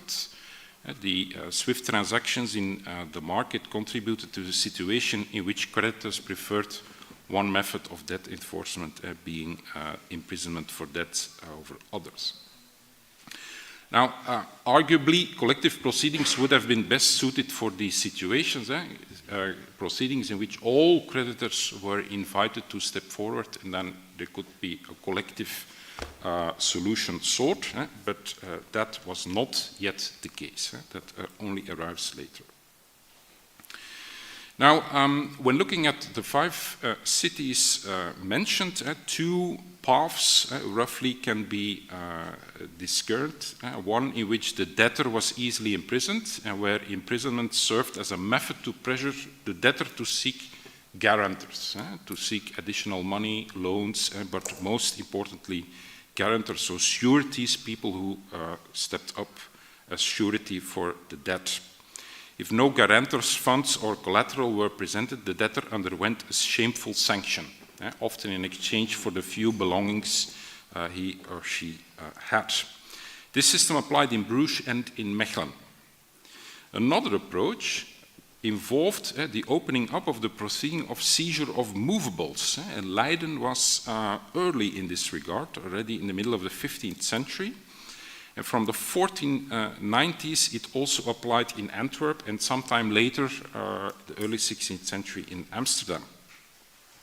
Now, in the approach in which imprisonment was the main method, it served to provide the creditors with certainty that the debtor would not flee, obviously, but it also marked a moment of inventarization to assess the size and content of the debtor's estate. In the latter approach of generalized seizure, the possession of goods was deemed ownership. The idea was that the goods found with the debtor were also the goods for which the debtor had a title. The debtor could prove otherwise, but then had to present guarantors. So also sureties, guarantors were important in the second approach. The main difference between the 2 approaches was that in the latter, in generalized seizure one, imprisonment was a subsidiary remedy, which was only possible when no seizure could be organized when there were no sufficient goods. Now, cities did not systematically influence each other. They all had their own traditions, and also when they changed their legal regime, the traditions continued to matter. Antwerp and Leiden are cases in point. For example, from the middle of the 15th century, when more cases of absconded debtors came to the fore,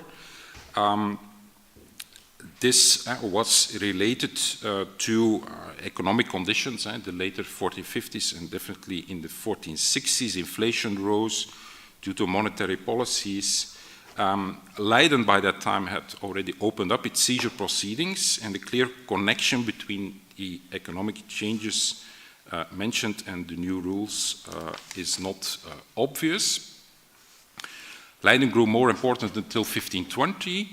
Antwerp had been a hub for foreign merchants since the 1430s, so fundamental changes to seizure proceedings only in the 1490s. So there is no direct connection between changes in the market, economic circumstances on the one hand, and legal change on the other.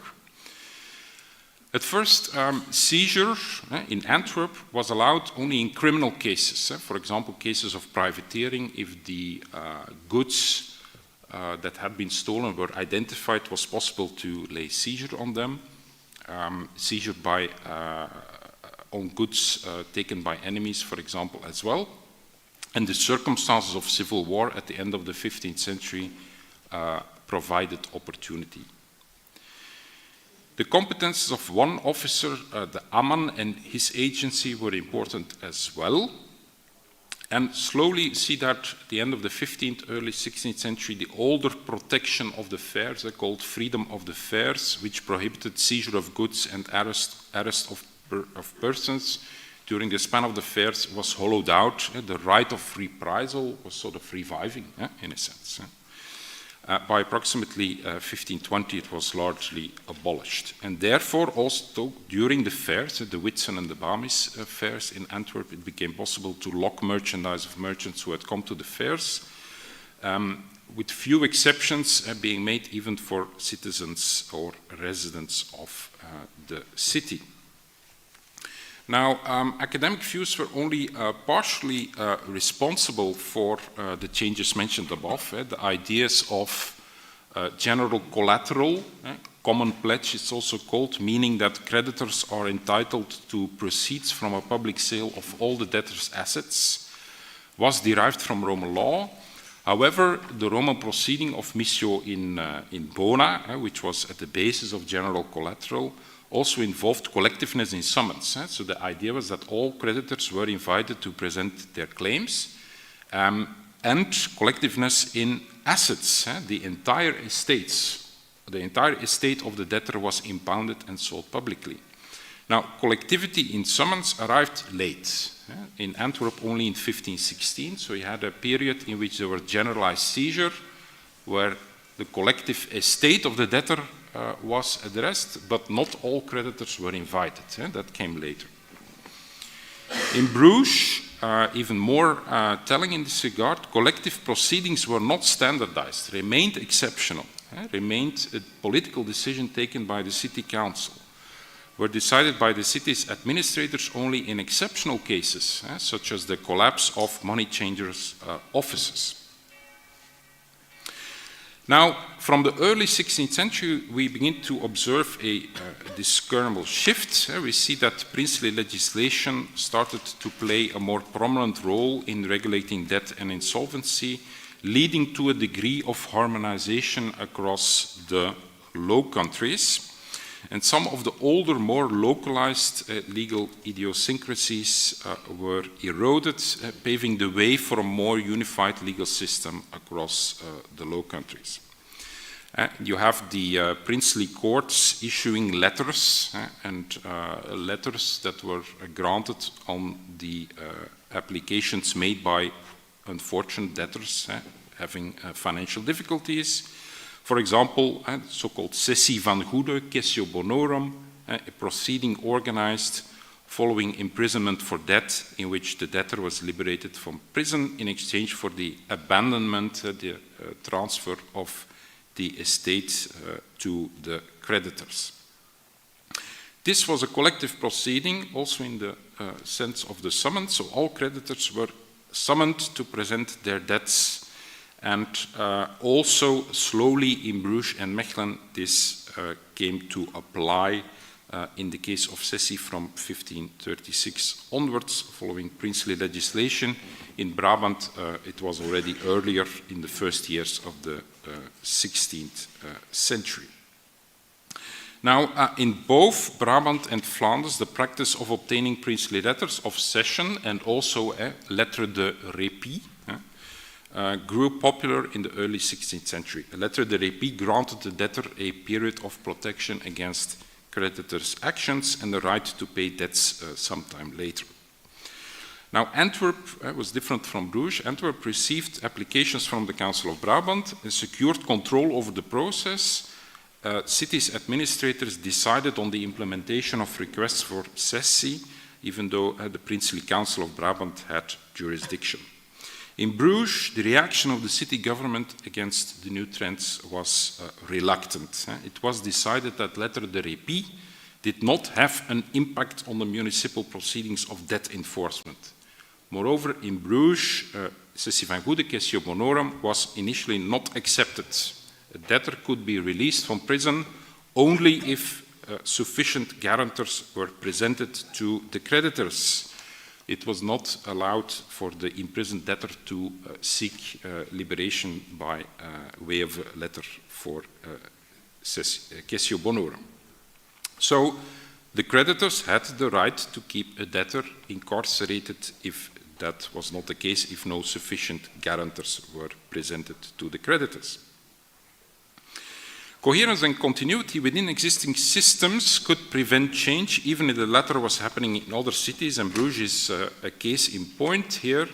As was mentioned, Bruges did not adopt generalized seizure, not even in the 16th or 17th centuries.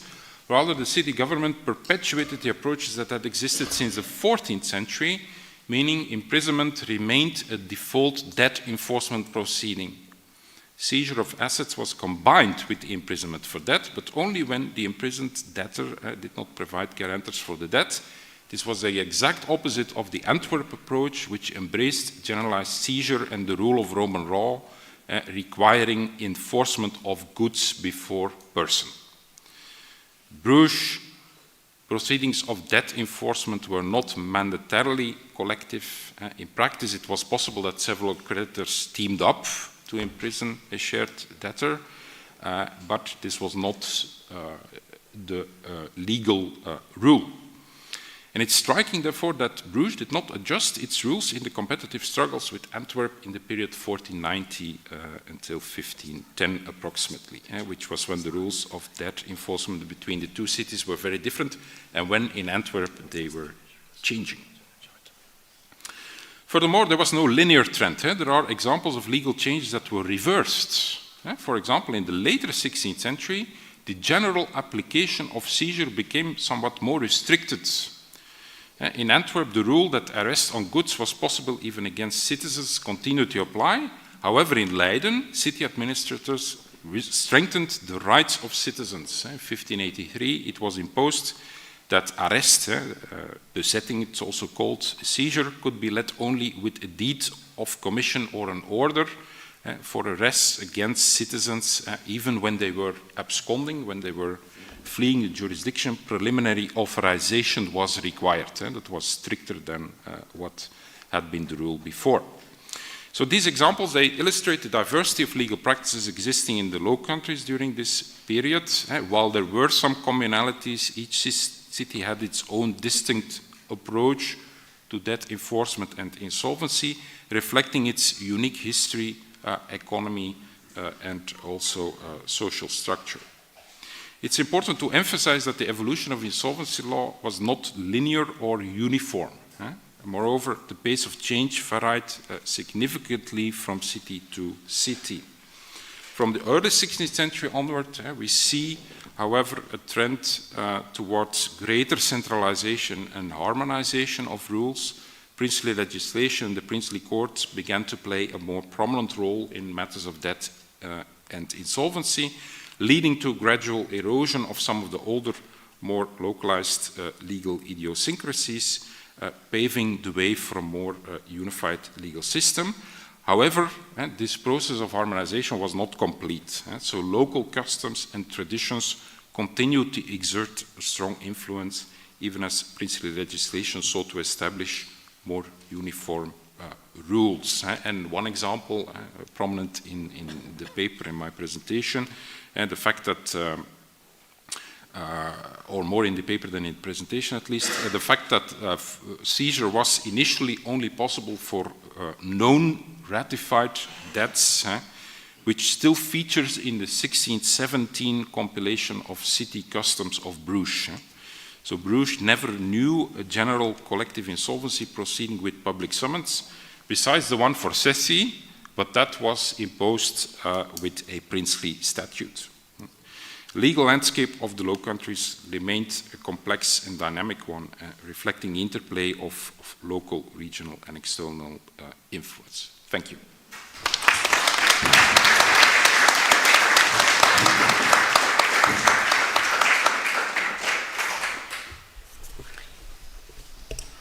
Thank you. We're going to take a minute to check the new slides, and then we will begin with Louis' paper.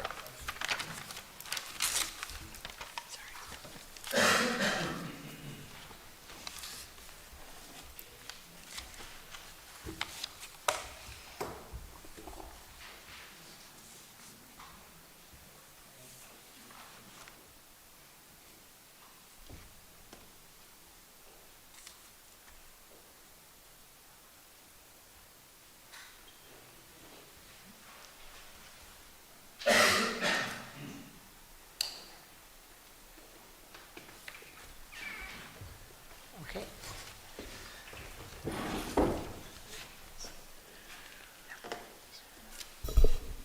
Should I use this one? No, you can use this one. I'm just going to introduce you. So our last speaker is Luis Salazifava.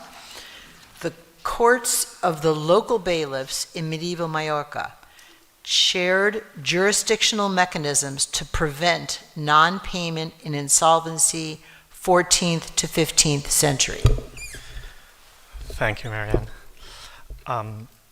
My aim today is to present the local jurisdictional courts of small towns in the island of Mallorca between the 14th and the 15th centuries and the role they played in the prosecution of non-payment and insolvency. My main objective is to describe the procedures of these institutions and to understand the roles assigned both to the seigneurial officers involved and to the litigating parties, plaintiffs and defendants, in such disputes. I also aim to highlight the most common strategies used by actors to defend their economic interests, including their use of procedures to their advantage and the filing of appeals based on the law and the custom. In this regard, I believe that the study of court records demonstrates a notable degree of personal agency held by the actors, which were often members of the popular classes, peasants, even women, and that in fact that the users' actions were decisive also in modifying the mechanics of these feudal institutions. Ultimately, I need to indicate that the local jurisdictional courts in the late Middle Ages were a mist of what I call a field of forces. On the one hand, they were used by creditors, often outsiders of the locality, to extract agricultural surplus. On the other hand, they were governed by locals and hence allowed for the mitigation of... Oh, sorry. Sorry. Governed by locals and hence allowed for the mitigation of predatory creditor actions through settlement delay or community intervention or solidarity. All this offers new perspectives on the study of insolvency and non-payment. I must highlight here that, albeit in the Crown of Aragon, we have an existing array of local court records.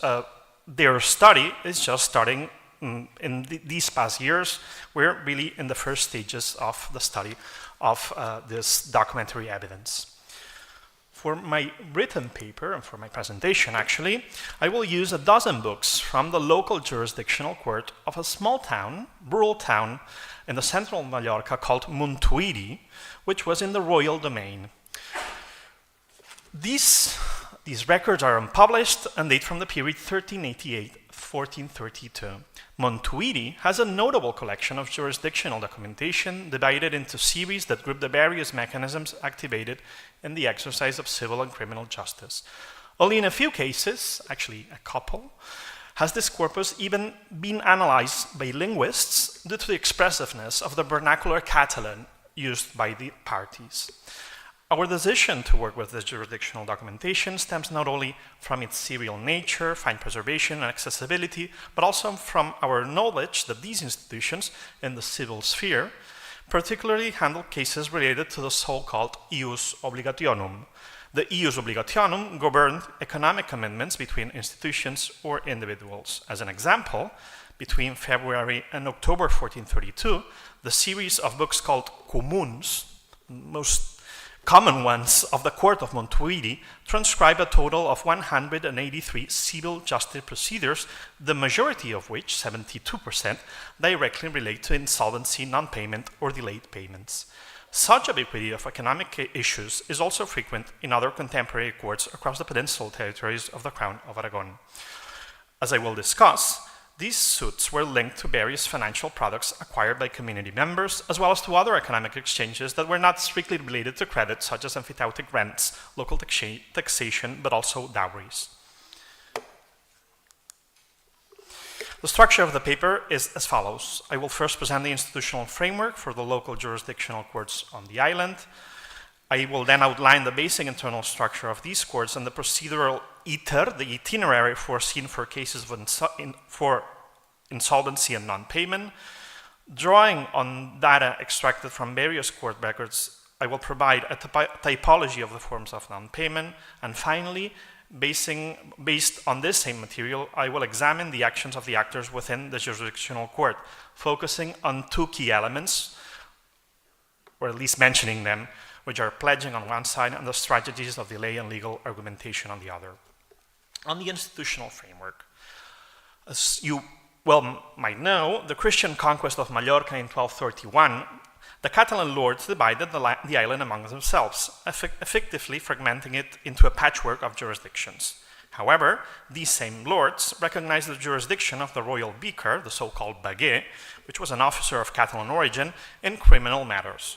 By contrast, in civil affairs, they retained authority for themselves, and this included the monarch, who held jurisdiction over various districts beyond the city of Mallorca. Traditionally, it has been emphasized the weakness of royal jurisdiction during the 13th century across the island, and even within the king's own domains. To address this, the early 14th century saw the creation of the so-called Baguet de Fora, an office with renewed powers fora vila, that means beyond the city and in rural parishes, intended to reorganize royal jurisdiction and counter the encroachment of seigneurial powers. At the same time, local royal bailiffs were endowed with new competences in civil law. Over the course of the 14th century, these officers came under the authority of the gobernador, the governor of the island, who not only represented the monarch, but also came to serve as an appellate instance for civil cases. The general bailiff, the so-called batlle general of the island, represented yet another possible appellate authority in relation to local justice, particularly in cases of local inaction. However, this figure also held jurisdiction over all civil cases involving residents of the city, as well as cases concerning external prohoms, notables, litigating within city boundaries. By the late 14th and early 15th century, in royal domain territories, the hierarchy gobernador, batlle general, and then local bailiffs had become well established. Conversely, the Baguet de Fora, the first figure I presented, lost significance. During this period, both the gobernador and the batlle general showed supervisory and coercive rule over local bailiffs and were described as superior authorities. They could order, under threat of fines or dismissal, the transfer of documents that had been registered on site, the activation of coercive mechanisms, or even the preemptive incarceration of individuals involved in civil disputes. Indeed, a significant portion of the documentation issued by local courts consists of cartas executorias, that would be executory writs, dispatched from institutions based in the city of Mallorca, or legal proceedings that stem from such orders. Just the one I'm showing here. Local bailiffs held the legal authority to act against any inhabitant of their own district. This power was formally recognized, which is why it was common practice in proceedings initiated in other courts, whether local or central, to request the intervention of the local bailiff to compel or seize the assets of one of their district's own residents. I must say, though, that in addition to coercive measures aimed at pursuing delinquency, the courts also facilitated a series of parallel mechanisms falling under what has been framed as the gracious jurisdiction, la juridiction gracieuse. Gracious jurisdiction is defined as a form of non-contentious judicial activity mediated by the jurisdictional authority and exercised inter volentes, that is, by individuals who voluntarily request the intervention of public authority and accept its resolution. The most recurrent expression of this practice is the registration of pecuniary obligation, often stemming from sales or loans, and that they appear also in the books issued by the court.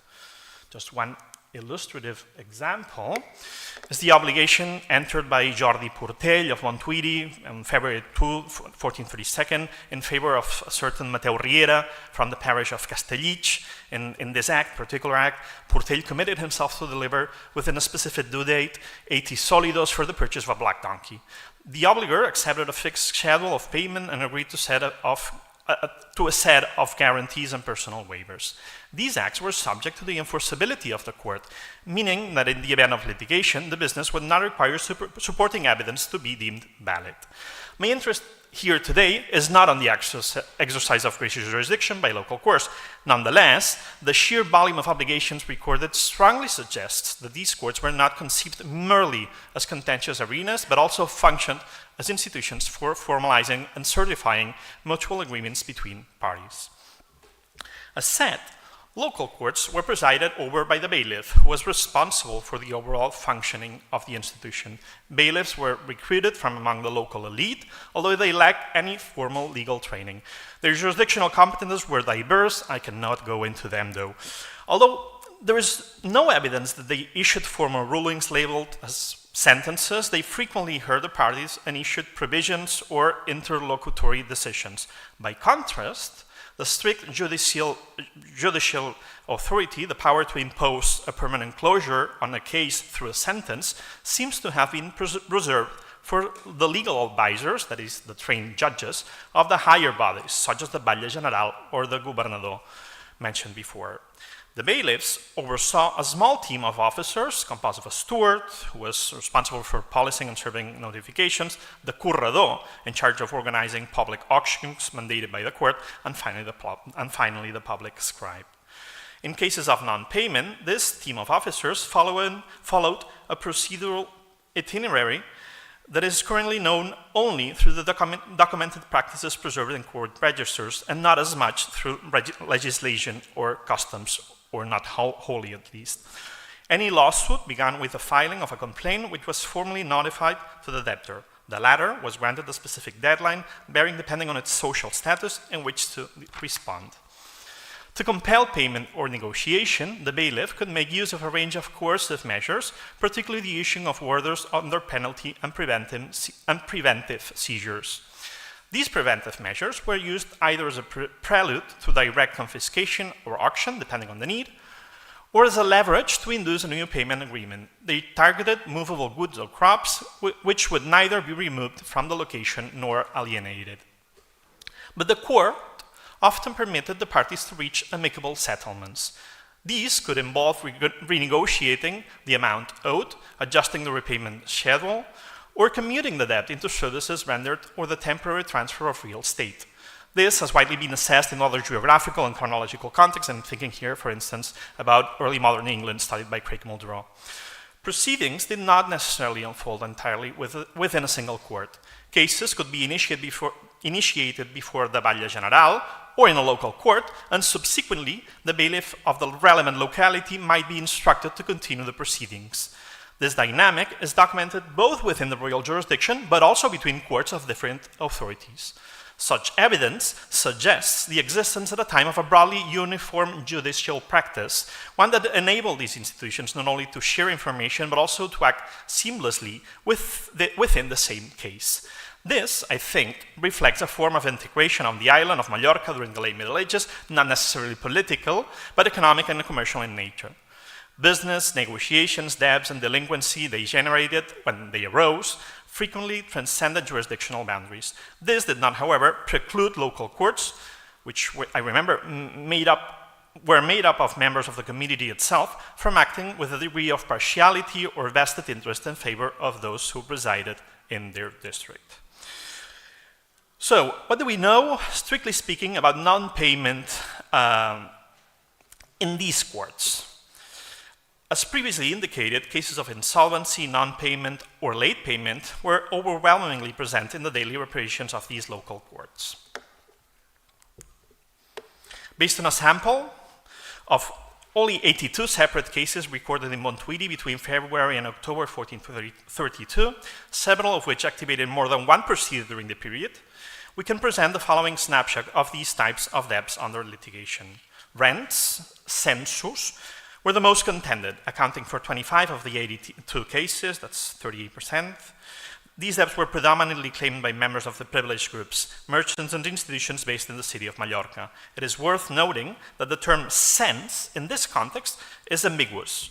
The documentary context in most references suggests that it refers to annuities to installments in cash or in kind made in exchange for a monetary loan which did not redeem the principal, what we used to call the sans sal, sans salmor, the French rente viagère.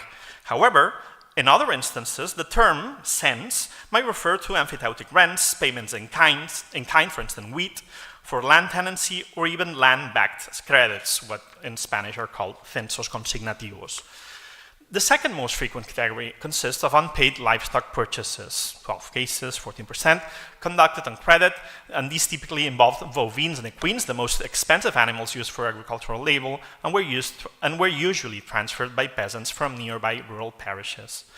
Less frequently, we find debts derived from local taxation, both direct and indirect, 7 cases, from fines and or compensation imposed by the jurisdictional authority, whether in civil or criminal matters, 5 cases, from arrears related to the rental or sale of property, 4 cases, from dowries, 2 cases, and from the tithe obligations, 2 cases. This sample, which I will fully expand in my written paper, suggests that long-term credit, annuities, and agricultural production assets, particularly livestock, were the primary sources of debt-related litigation. This implies that such conflicts may have been structural during the period in question. What emerges, at least with this particular case, is a snapshot of the socio-economic conditions leading up to the so-called Revolta Furana of 1451 in Mallorca, a peasant revolt, or a kind of peasant revolt. As described by scholar Bialjubé, this was a context marked by intense fiscal pressure on the Mallorcan peasantry, increasing reliance on long-term credit, and a declining purchasing capacity among the popular classes. Moreover, the resulting picture illustrates one of the key mechanisms by which urban sectors extracted agricultural surplus, the jurisdictional procedures over credit disputes. If I may, one striking aspect of the sample is the absence, actually the total absence, of proceedings initiated over small debts or over short-term consumer credits. I have to say that the amount claimed in the documented cases reaches the significant figure, the average amount of 370 solidos. That would be half a year laborer's stipend, for instance. Short-term credit, as the ones we generally know as mutua or comanda. It is entirely plausible that debts arising from these types of loans, commonly exchanged among individuals, neighbors, acquaintances, were resolved through alternative mechanisms. In such cases, creditor patience, informal negotiations, or mutual compensation might have kept disputes away from formal court proceedings. It's a theory. In this same regard, it is noteworthy that the few references to this type of credit appear only within formal obligations registered before the bailiff, either as records of a newly issued loan or of a novation, the renegotiation of a previously unpaid debt. I wish to emphasize, finally, some aspects on the strategies of debt prosecution. Through my sample, I'm assessing that the court attenuated the enforceability of actions against the individuals of the district and their property. Debtors, for instance, were allowed to offer guarantors or alternatively pledges, bonds, to avoid seizure, relying on networks of local solidarity. These offers appear with some frequency in local jurisdictional contexts, often prolonging the resolution of cases and thereby clashing with the impatience of foreign creditors and their main representatives, which were the institutions based in the capital city of Mallorca. In my paper, I will analyze the pledges, the bonds presented as guarantees in the face of impending seizures, and what they reveal about the ability of locals to resist this possession. Moreover, the court records reveal that before undergoing enforcement procedures, the debtor could raise procedural or substantive objections. And I think these are very revealing, they're really interesting about the legal knowledge that these people had, people that I recall had obviously no legal training. They were peasants, members of the popular classes, etc., and this tiny rural parish. One such argument was the claim of not possessing any seizable assets. It is important to note that such declarations often aroused suspicion, as asset concealment was legally considered a form of fraud.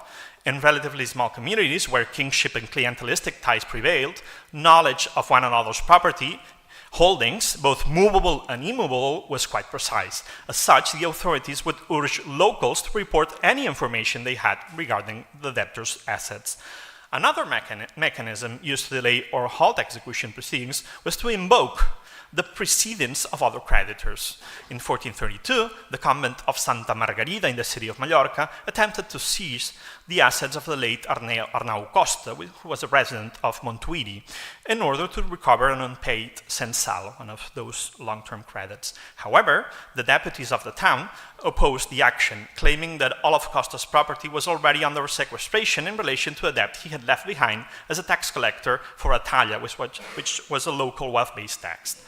A further way to avoid enforcement by the court in cases of non-payment was to petition the monarch for a measure of grace. Such exemptions were also granted, for instance, to participants in military campaigns of the crown, including naval expeditions.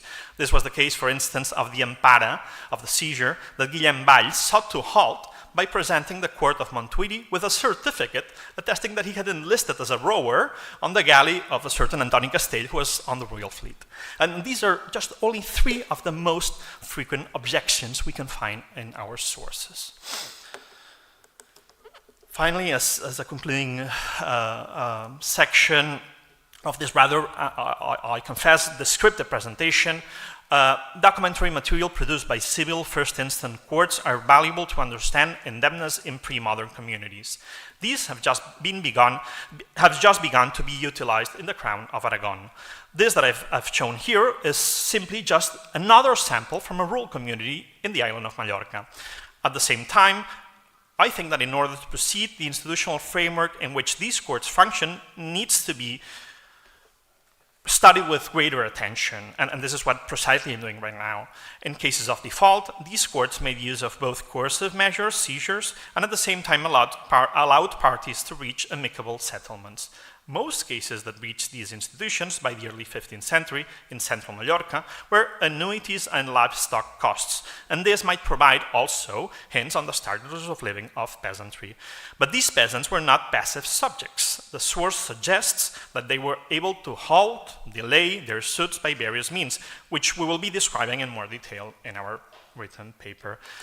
Thank you for your time, and just to say that in the image I'm showing an image of nowadays Montuïri, which I think that given the preservation of local sources, absolutely unexplored, can end up being, in the words of Chris Dyer, one of those small places with large consequences. Thank you very much.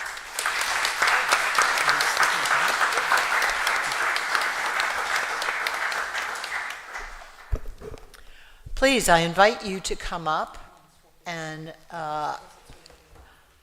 fill out one of these forms with your name and the name of the person. So we'll take the next 5 minutes for you people to come up and do this. Yes. Thank you.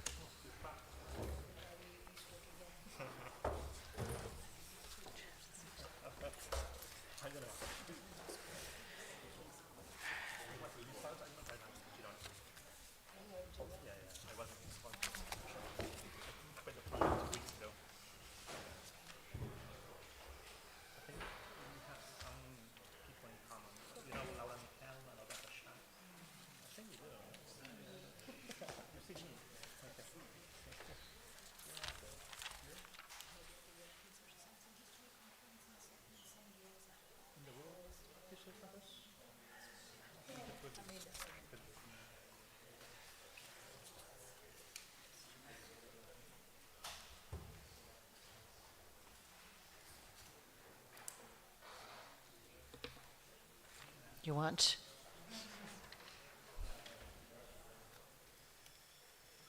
Thank you. Did forget that. Oh.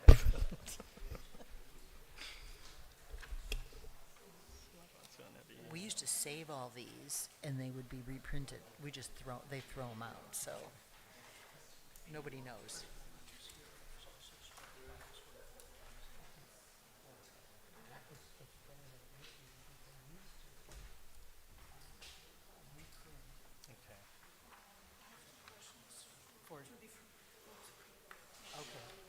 Don't worry, we'll handle that.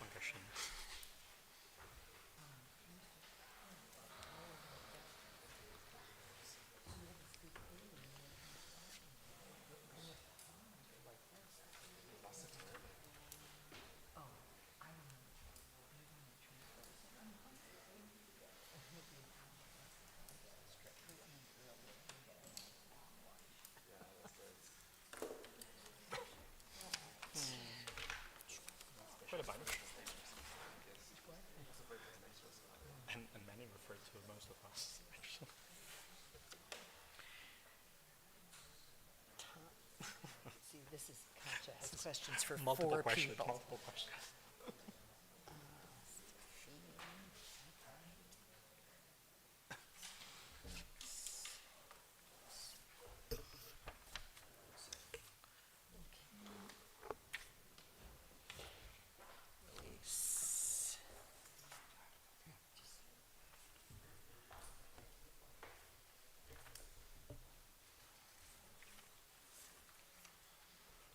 Some water that we have. Water bottles here. Yes.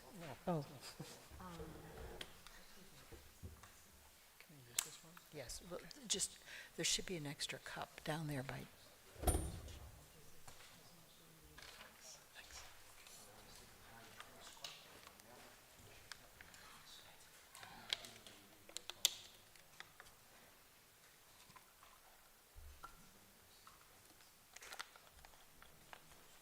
what does that say? It looks like me, but I don't know. Okay, Francesca Fernandez is, Izquierdo, but what is the last name though? which one is? No, Luis. But for me, yeah. they're But saying this for is me. you, this Yeah, is you. Apparently, yeah. That's they're saying it's Luis. for me, yes. Why is this name, what's that I name? know. It's just mistaken the Okay, last you name. might need to help me on that surname. Oh, you don't have to write it out, you just need, you can keep that. All I need to know is Luis in your name. So you can keep this, so you can do another one here. Just put Luis and your name.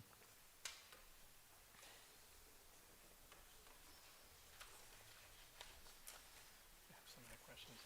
If I'm good or bad, I don't know.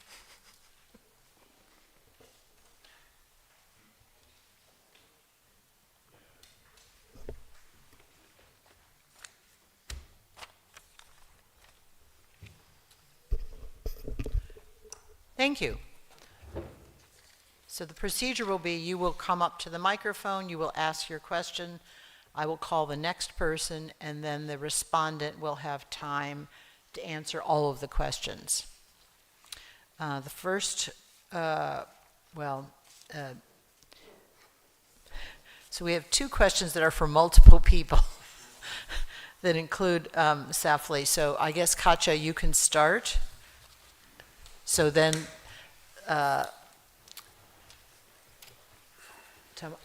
she's going to ask you a question too, so you need to, right. Right. So I have two questions for Thomas, Tommaso, and Dave. The first question has to do with the legal in the formative documents and in the practice between three things that I believe are very different. One of them is liquidity or illiquidity. The second is insolvency, not being the same as illiquidity, being different from bankruptcy.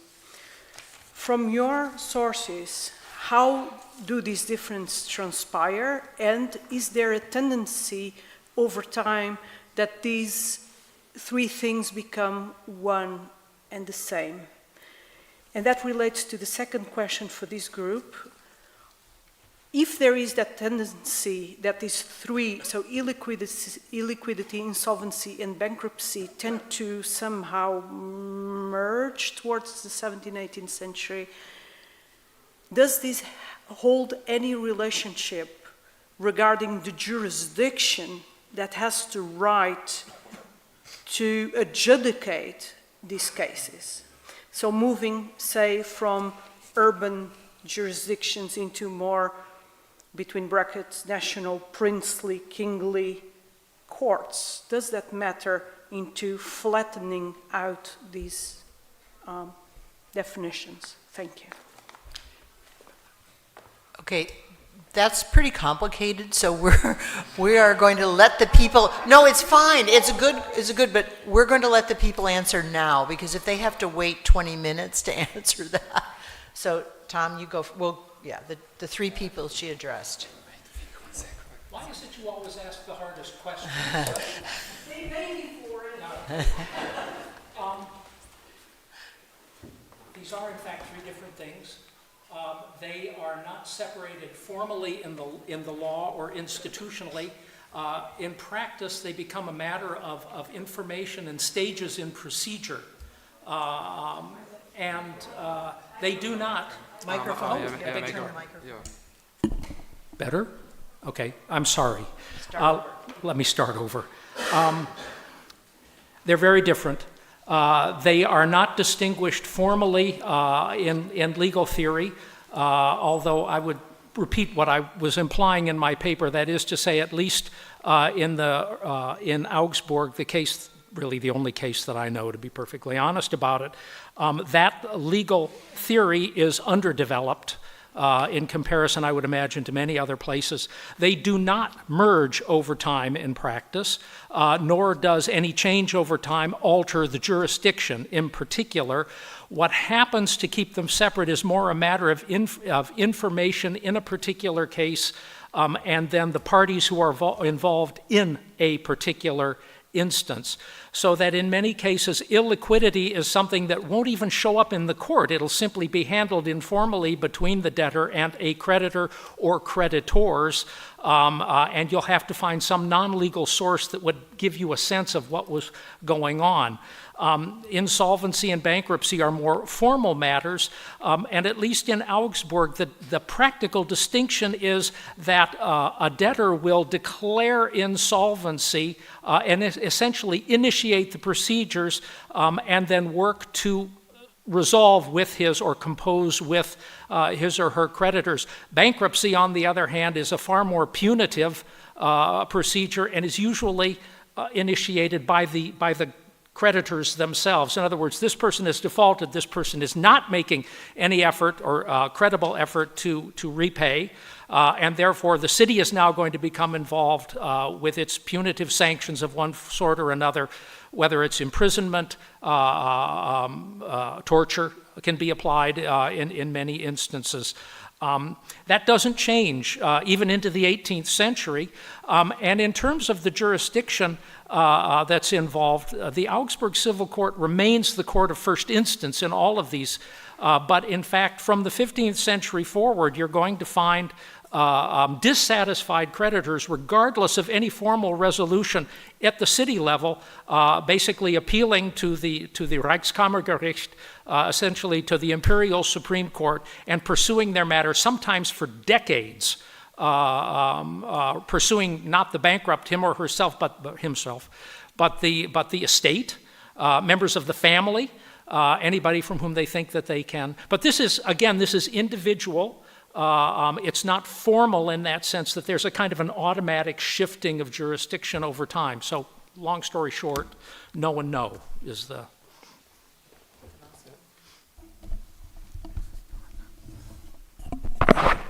Thank you, Kaja, for this very important question, but it gave me a lot to think, so I'm not able at the moment to fully develop. I will continue. I will think about your question in the future.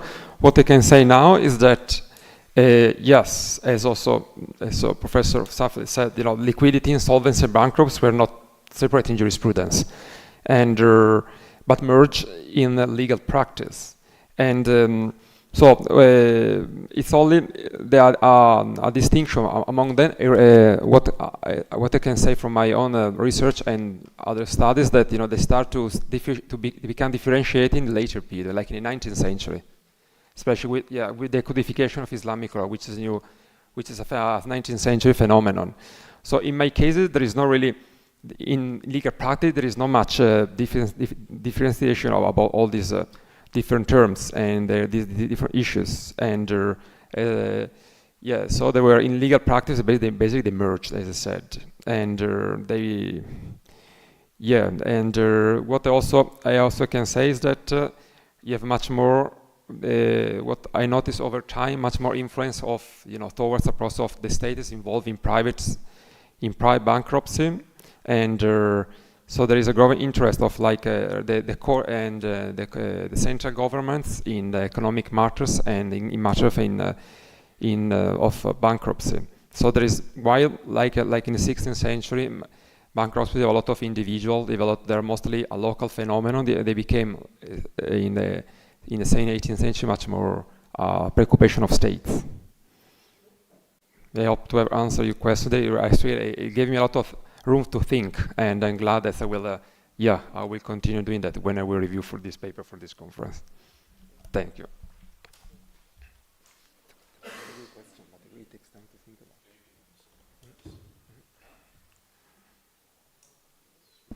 Okay. Oh, now it's working. Okay. So it's a complicated question. I think my answer would be more or less along the same lines as Tom's answer. There was no legal distinction. We're talking about 15th, 16th century Low Countries. It's perfectly possible that you would apply for a letter de repos if you had any liquidity problems. So you had 5 houses, but all of a sudden your loans became due, you did not have the money. Economic situation was of the kind that you tried to prevent selling the houses because it would be at a price that would be too low. Also insolvency and bankruptcy. Now, one could distinguish between a situation where you had economic insolvencies, and so no economic prospects would be the definition of that, I think. Criminal bankruptcy, and then bankruptcy in the sense of a publicly announced insolvency, which could be different from the criminal one and also from the factual economic insolvency. There is much more legislation on the public aspects of that than on factual economic insolvency. And I think also, as Tom mentioned, that the negotiation dynamics sort of masked all the differences, so that you had a legal discourse and you had legislation, but lots of the definitions and the terminology that were used were so vague that in practice there were lots of options still to address different circumstances. Second part of the question, jurisdiction. Do not underestimate the problems that nowadays still exist with regard to these things. For example, in France, 19th century, cessation de paiement, nobody knew what it was. Was it the cash flow problem where you could not pay your bills as they became due? Was it a durable insolvency where over the longer term you did not have sufficient assets to pay your future debts? Had it to do with distrust from the creditors, or all these three combined? You can still find cases today on whether this is one or the other. So it has never been solved, basically.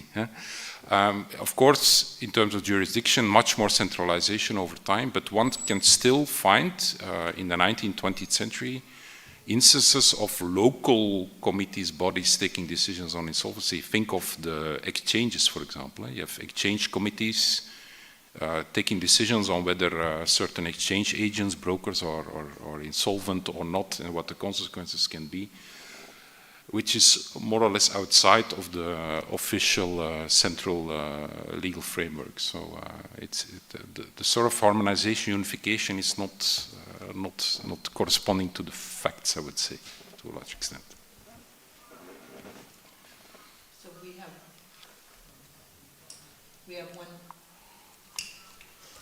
we have one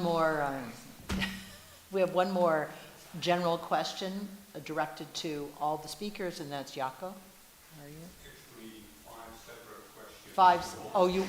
Okay. So why don't you come up and ask your question for Thomas? Then I might as well stay there. Oh, okay. Well, we're going to let him answer separate. Okay. We're going to have the questions for Tom and let him answer. All right, perfect. Thanks, Tom. I learned a lot, as always. I read Jeanette Graulou's book, Underground Wealth of Nations, which you probably know. She claims that silver mining in the Middle Ages was already capitalist.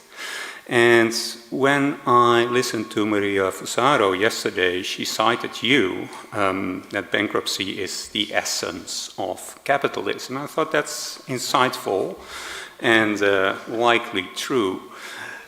When I read Graulou's book, my impression was that she does not really talk a lot about bankruptcy.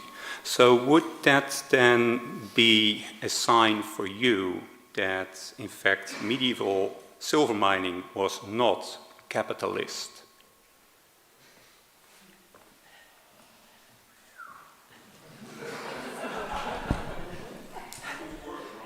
That's a good question. Not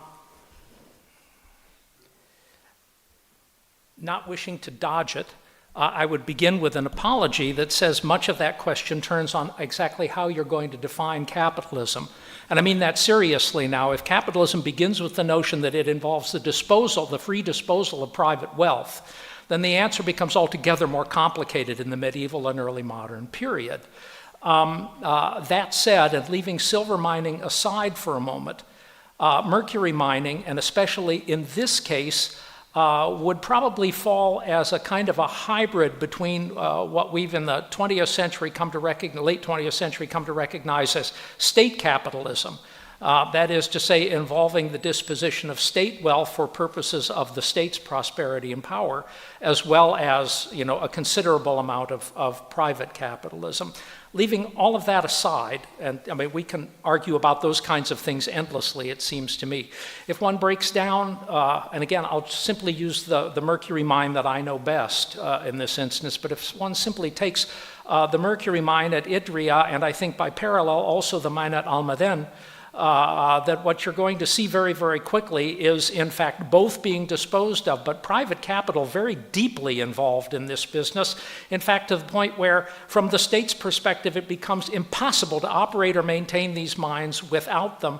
And at least at Idria, and given what I know about the literature on Almaden also there's a constant push and pull as the two, what you might call the two capitalistic parties in this. The state on the one hand and its interest in deriving maximum wealth from the operation of an enterprise that it cannot do on its own, both for financial and for technical reasons, and also then from the private side, which brings those essential qualities, or can bring those essential qualities to the dance.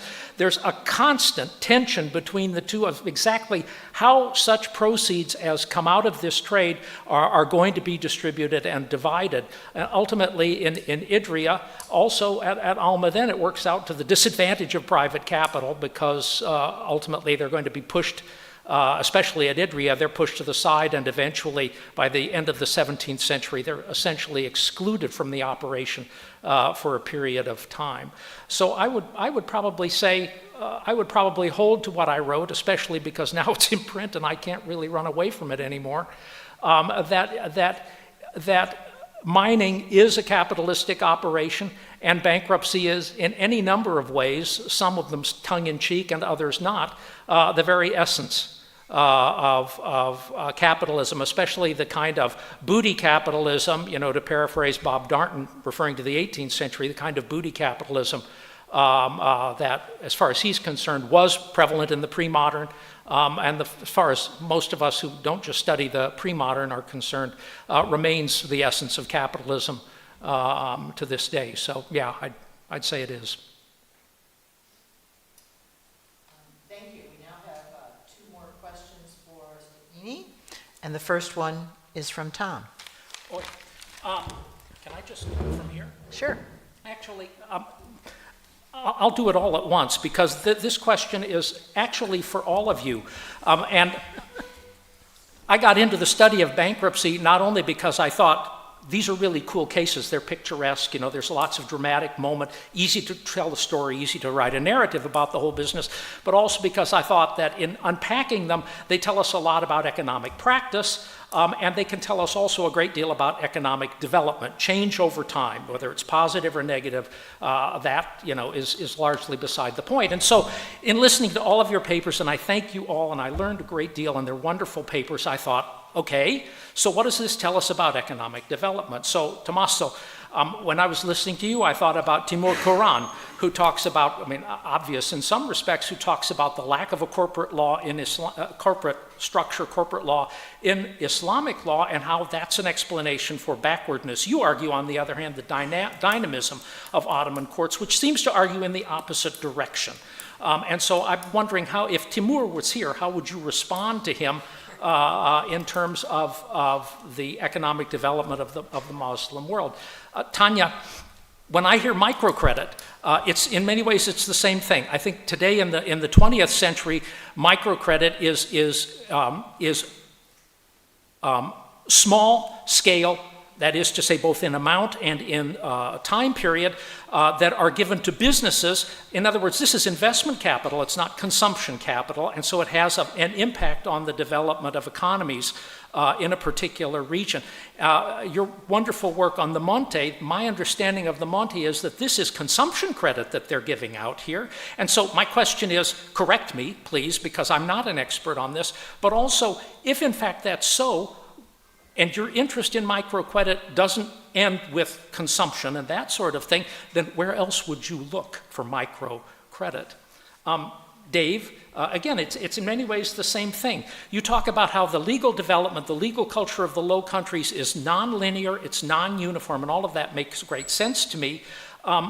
So in some ways, it's a wonderfully anti-institutional approach to the business, which basically says, you know, institutions, laws develop, especially in commercial law, for the purposes of promoting economic development. I mean, they tend to go in lockstep. If that's not the case in the Low Countries, what is it that drives it? Because although it's not uniform, they seem to be moving together, more or less, this group of cities. So I'm kind of tempting you to come out on a limb. And finally, Luis, I think that rural credit and debt is understudied in some respects, and that's one of the things that I find fascinating about your paper. But I'm particularly curious about the kind of, what does it tell you about the ways in which this town and this rural region developed? I'm struck by the fact that most of these loans seem to be institutional in one way or another. That is to say, they're annuities, they're fines, they're taxes, leaving aside the undefined ones, which are 28% of your sample. Is indebtedness and bankruptcy somehow spatially determinate? Does the rural differ from the urban in some way that I could dare you to generalize about at this point? So all of this about kind of economic development, how do we connect bankruptcy, how do we connect risk management to larger changes in local or regional economies? I'm out. Okay. Thank you very much for your great question. Yes, I mean, with Timur Kuranov, usually I agree. I don't disagree with his analysis. I usually disagree with his the question he asks. So basically, the fact he's looking for what is absent in the Ottoman Empire. So no business corporation, no insurance contract, no charter companies. But so in my case, I'm most interested to see, to focus more on the Ottoman political economy, what changed and mattered for the Ottomans. In my case, I don't compare, I don't treat, like Europe as the model of comparison. This is what usually in my research, I usually focus on how legal change in the Ottoman Empire happened and in a specific political economy. So I don't focus on why, I don't ask the question why the Ottomans never developed a corporation, why they never developed as I said, insurance contract. I focus more, to the extent to which change happened in the Ottoman Empire. So the issue of bankruptcy, for example, it's interesting because it shows that at least the Ottomans were very interested in the promotions of international trade in the Ottoman Empire. But okay, that's for customer purposes, for different reasons. But they never. For them, trade was never like a central economic activity for the Ottoman Empire. For the Ottoman Empire, for Ottoman businessmen, there were other sources of revenue, much more important, like tax farming, like agriculture. Agriculture was, the Ottoman Empire, but like the Russians, like a lot of agriculture, like China, like the agricultural empires, and so I trying to understand how, to the extent, and there's a lot of scholarship, like for example, about land tenures in the Ottoman Empire. There's a lot of legal change in the 16th and 17th centuries. There are a lot of jurisprudential debates, but for the issue of trade, there is not much, honestly. But this is not because the Ottomans didn't have mercantile concerns. It's that, international trade wasn't that important for the political economy. So I try to focus on this legal change on adjudication, insolvency in the Ottoman Empire for European merchants, or to show, to the extent this change happened in a specific political economy. That can make sense. I don't try to look for absences. I try to look for how I do the focus on the political economy of the Ottoman Empire and what it mattered for the Ottomans, basically. question. Thank you. Yes, down. Thank you very much for this question. It has occurred to me before that people try to define what is actually microcredit. It's now on? Ah, okay. Thank you very much for the question. Microcredit from the perspective of today's microcredit, as we see it as a developing tool, as we have seen it, like for instance in the Grameen Bank or so, then you would be right if you define that it would be more for investment purposes. That's right. But I would think that and then I add something from my medieval sources, or late medieval sources. I think we never know exactly what was the purpose of these credits taken. So they don't tell us what the people did with the money. So this is the first thing. So I wouldn't stick to this definition, which is an artificial one, that must be consumption credit. I think in the case of Nuremberg, we see it far more clearly that there were rising sums, and probably people were also using these higher sums to use them as an investment. But then my last thing, I think we need also to redefine what we actually mean by speaking about microcredit, and I think I would go with Laurence Fontaine's definition in the Moral Economy book. She said microcredit is a tool for the working poor to participate in the market. And I think if we take this definition, we are okay on both sides.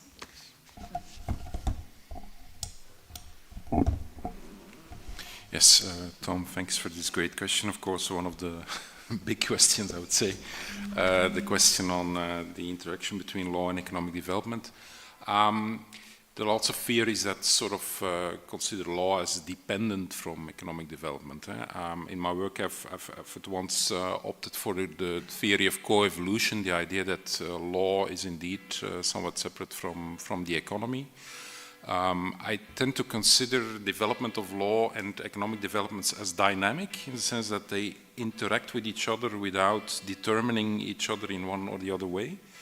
And I think many of the explanations that have been proposed with regard to the rise of Antwerp, for example, they simply cannot explain why many things, also with regard to insolvency, for example, were largely unclear. Think of the hierarchy of debts that has not been addressed in the papers.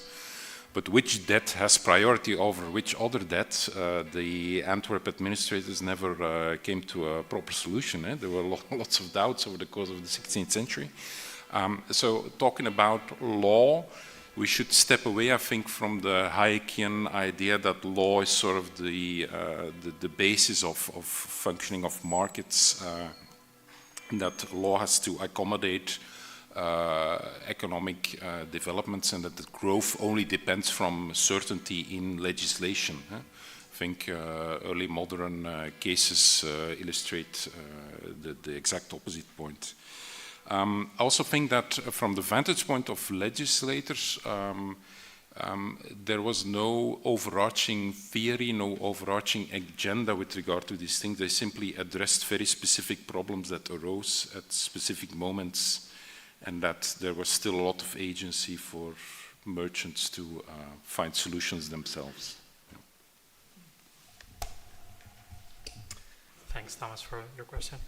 Answering to it, I have to put forward two elements. First case is that I'm not a specialist myself in Mallorca. That's no excuse, but I'm not a specialist in Mallorca. It's actually my first attempt to study something about Mallorca.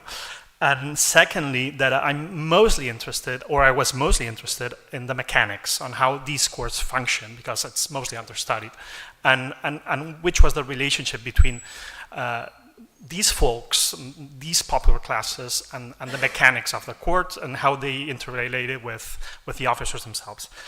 Nonetheless, this is no excuse for avoiding a proper answer. The thing is that I've tried to do the same for other territories, namely for the interior of Catalonia. I have myself a book on microcredit for the Viceroy of Girona, which is in northern Catalonia.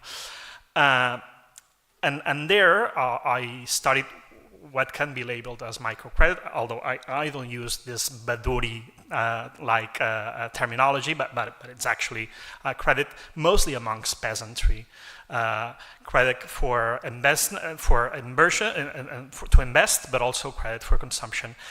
To my surprise, when I come to Mallorca, precisely for the same chronology, I see a completely different picture, I have to confess. And this comes to your question about if indebtedness was territorially or geographically defined, and certainly it is in Mallorca. I think what my data shows, and what probably my data will show more strongly in the written paper, is that there's a strong urban pressure against peasantry. There's an unequal exchange between the city and the rural outskirts of Mallorca that will definitely lead to the Forana revolt in 1451, although it's one of the reasons that has generally been named for the revolt. But definitely this kind of institutional debts, but not only institutional, there are also private credits loaned by rural from urban classes are very present, are very much present if we compare the case with the case that have been studied for instance, for Northern Catalonia. Thank you. We still have one question for Stefani. Jaco?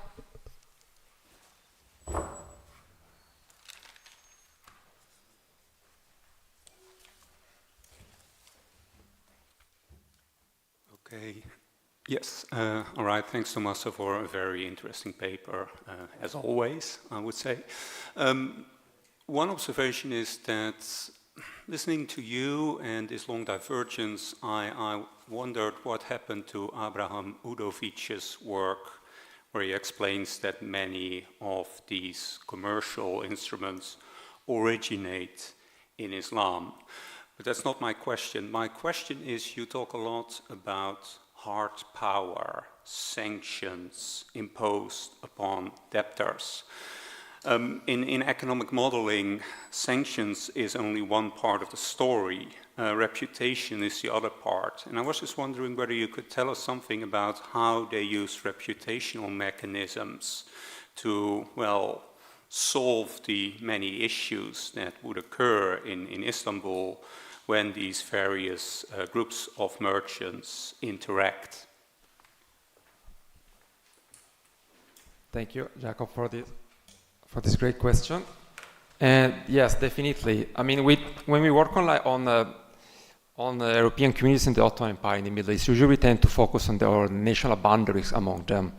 But for example, in Istanbul, apart from this national so-called affiliation of these groups, I mean, among merchants can be Ottoman, can be from Venice. There was also they shared a lot. There was like a mercantile community with reputations, with an important reputations mechanism. So definitely, so the dispute I found were only a minority of the dispute about insolvency, that could happen, and because they went to court. There was only definitely a minority. Unfortunately, I cannot quantify a minority they were. But most of these disputes about insolvency were solved through personal agreements and outside courts, because also some sanctions, like for example boycott, was something very extremely detrimental for a business. Nobody wanted to receive a boycott against himself. That was completely ruin prospect of future economic transactions. So the sanction I found were just, where I can say I'm quite sure exceptional cases. The same, for also to be sentenced in a consular court or in an Ottoman tribunal. There was also an deception of of this mechanism for solving insolvency, because again a sentence even from a consul was extremely detrimental to your business reputation. So definitely that's so in this paper for today I didn't dealt much with reputation mechanism and as a reputation matter in the result of insolvency. I need to spread that to stress that that the court was always the last option, and business reputation was central in solving was the most important matter in solving all these insolvency issues. And it was actually, was like going to occur almost an escalations. So what I found, is that a lot of this business reputation, when you have these commercial disputes about insolvency, usually they, after this individual, they stop working with one another. So they also, this sentence boycotts, they really ruin, commercial relations. That's one of the reasons. There was only, going to court was just deception, as I said. I can go on, but I think I already give space to other people. Thank you for your question. So now we'll start the questions for Scambrox, Preston Burles.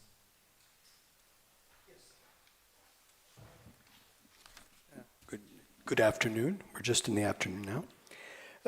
Yes, I have a question that links up a little bit with what Thomas referred to. But my question concerns the nature and the changes in the guild structure which had taken place in those towns. And as a result, were the means, the Monte de Pieta, were the means to fix or maintain artisan laborers that were either pure laborers or subcontractors, something like Philip Scranton in Pennsylvania. So I was thinking, or were the means to quell urban unrest? Because you didn't mention anything about urban unrest, and yet that seems to underlie what you're mentioning here, is the structural changes entailing the risk of uprising. Because for those of you who like references, I've been studying Porshnev, dipping into his study of urban uprisings in France, albeit in the 17th century, not the 16th. So that is my question. Jaco.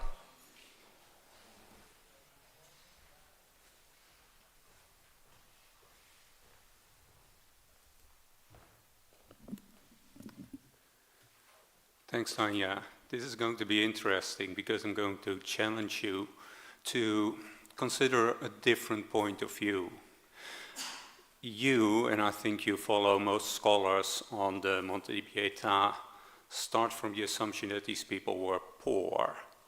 Now, there is recent literature, Horrell, Humphreys, Weisdorf, few papers, who claim that rural families in England could save during, well, a few stretches of the life cycle. Mauro Carboni has published a nice article where he discusses saving in preparation for dowries by social middling groups. So there is quite some evidence that these people could save. Yet, you see these people go to the Monte di Pieta, which is a bit of a paradox, I agree. Couldn't it be, and this is my position here, that the problem is not poverty but liquidity? You have people who have savings, but these savings are tied up in financial instruments, in, these dowry funds. Authorities obviously want these people to save for life cycle squeezes, so to speak, prepare the daughters for marriage, save for old age.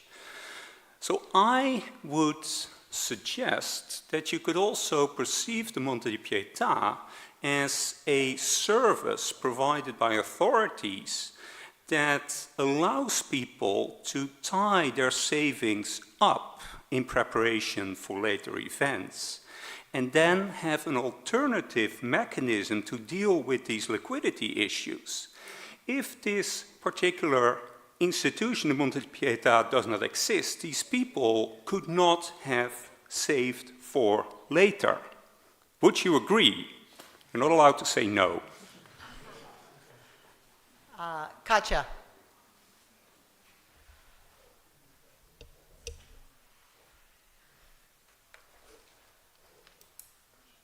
Sorry, Tanya, variations on the same theme. There we go. My question is for Tanya and for Luis. I'm coming at that point just from a slightly different angle. So when you think of borrowing, in most of the documentation, there's collaterals. There's collaterals. Isn't that rather strange? If you have the value, why would you borrow? It comes to your liquidity question, whether actually the Monte Piedad, because in the Misericórdias, in the Portuguese Misericórdias, that are later for the colonial world, but they're very early for the Middle Ages, you have these. You have collaterals, you have value. What you do not have is the liquid means to do whatever it is that you want to do. And that's the reason why it doesn't matter how poor or rich you are, you go to the Misericórdias. So also the nobles go to the Misericórdias. So I agree with Jaco that departing from the principle that these people are poor, I am not that sure. I think that what you have is a collective problem of liquidity. And what these institutions can provide is what the market cannot. Then we're not discussing markets here, but the markets are deficient here in providing liquidity. And hence my question about collaterals, both to Luis and to yourself, is if you have the value, why would you borrow? I think the answer is liquidity. But then there is, I think, a second question to this. It's when people go bankrupted or you find out that they're insolvent, how do you translate the value of the collateral to the debt itself? If this value was one-on-one, there should not be a problem because you can just capture the collateral. However, jurisdictional powers seem to have quite a bit of a problem to get not only the hands on the collateral, but also have the same value of the collateral against the debt plus the interest. Which raises, I think, a sub question, which is how do you also not only get to the collaterals, make it the value of the debt, so one-on-one, but at the same time, how do you enforce these across jurisdictions? This is not a naive question, but I mean, if you're in Mallorca, pretty much you're bonded by sea. So you can swim to the other side, whatever side you decide, but it's quite difficult to leave this environment. But if you are, whatever in Central Europe, Northern Europe, the Iberian Peninsula, you can just move away. So having a deficient market on solvency, how does the market get to the collaterals across jurisdictions as well? So I guess there's three growing questions here. I'm not sure for both of you, and I profusely apologize. Tanya. Is it on now? Again now? Is it on? Yeah. Okay, thank you very much for your questions. The nature and changes in the guild structure related to the establishment of Monte Pietà with the one relation to fixed labor, to the controlling of labor contracts, as well as avoiding social unrest. This is, I think, yeah, of course it's connected, because if you read the statutes of the Monte Pietà, they explain quite clearly why they want to install them. And there's not only one reason. So there is, of course, the reason to stabilize the financial situation of the working poor. But there's also much more connected to that, and I try to show that in my paper, because like Kuppener as a German example, but also the many, many Italian writers writing on this problem, they say, of course, bankruptcy is a real threat for especially the working poor, so to say, because they don't have all the mechanisms, the alternative mechanisms of balancing out a probable shortage of liquidity. So, of course, they are more prone to be engaging in criminal activities and stuff like that. And I think this is really the core. They don't say, if we don't support the working poor, we will have a revolution. No, they don't say that, of course not. But I think it's all linked together, and it's all part of this discourse of bonum commune as well. Because what is bonum commune? Bonum commune is the well-being of all members of the society and a stability in the society. And I think I am fairly sure that they had that in mind. But they had even much more in mind to yeah, to also, I think, like, this is an important factor which we didn't mention so far. The merchant elite, they were the ones who were producing or who were inducing the foundation of the Monte. They had a very big interest in taking this task of welfare responsibility into their own hands. Yeah. So I think this is also an important factor here. It's a question of power as well. It's a question of political power as well. So I don't disagree with that, but I can't trace that like one-to-one in the source. But I think if we look at like the 14th century Italian examples from civil unrest, like the Ciompi or something, yeah, it's very well known that this was induced by heavy taxation of the city council and so on. They didn't induce like microcredit back then. So it's like, I think it's these city councils and administrators, they learned also different ways and they tried different ways, like in the 15th century. And in Perugia, it has nothing to do with civil unrest. It's just a question of marginalization of Jewish moneylenders, which is in many Italian cities the case, by the way. Okay, so sorry to be vague here. But the second question, oh yes, Jaco.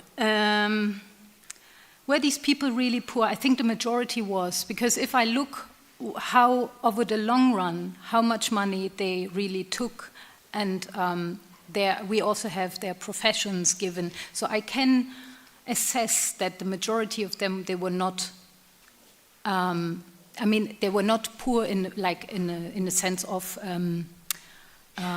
existential poverty. It was like a secondary poverty. It's a question of participation. I think I would really still go strong with this argument that the majority of people who were rather volatile, and they were rather, they had difficulties in times of economic crisis. So I wouldn't say, no, actually, you know, it wasn't a bank for the poor. But you are right.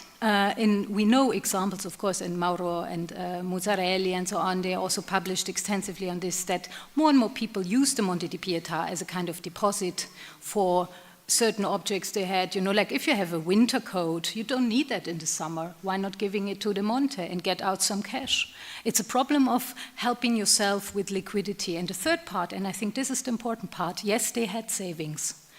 Having savings, tiny savings, they put in the Monte as a deposit bank, because like some of these Monti, they also worked as a deposit bank, like for instance the Roman one. There they put their savings, but I can say I studied all the libri mastri from the late 16th century of the Roman Monte, and we can see that what they put actually, which sums they put in their bank accounts, and they are not big sums. Then the cardinals come, the Roman cardinals, and they put in more.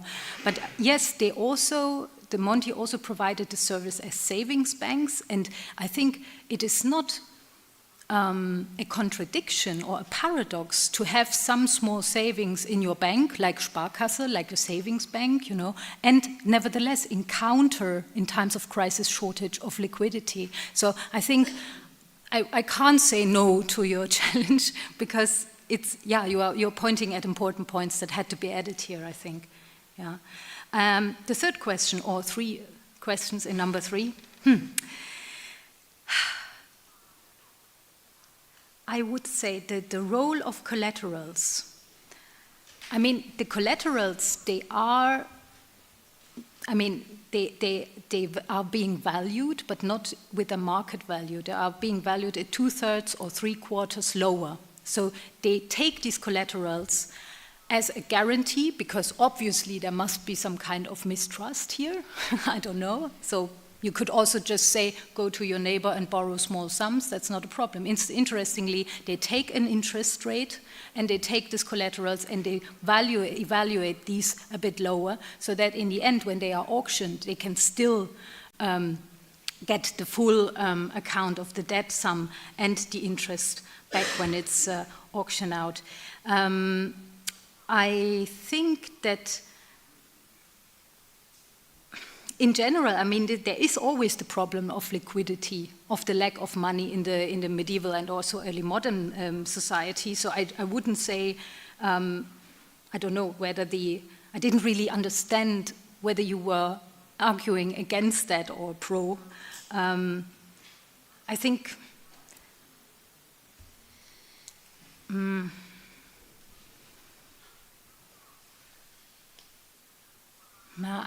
and how they are enforced. They are enforced by the statutes that ask for a certain time period and then you have to pay it back, but I haven't checked any court records that say this person had debts with the Monte di Pietà. What I can see in the pawn books is that they have a very high degree of flexibility towards their clientele, who sometimes pay back after the amount of time that was due, but also sometimes show a much more longer time period, like 2 years, 3 years. So the enforcement, I think it works probably more on an informal level. That is kind of, if you know that somebody never pays back the debts with the Monte and is maybe not able to pay back any debts. So this is a question of this reputation. And we also have to think not so much from the institutional side maybe, but more from this informal, smaller communities. They knew each other well.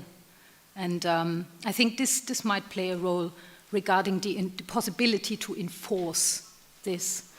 But yes, we should also maybe include more court records, but yeah, so. Can we read? Sure, absolutely. So we're going to, thank you. Yeah. We now have 4 questions for Dave, and the first is Matthias Berlandi.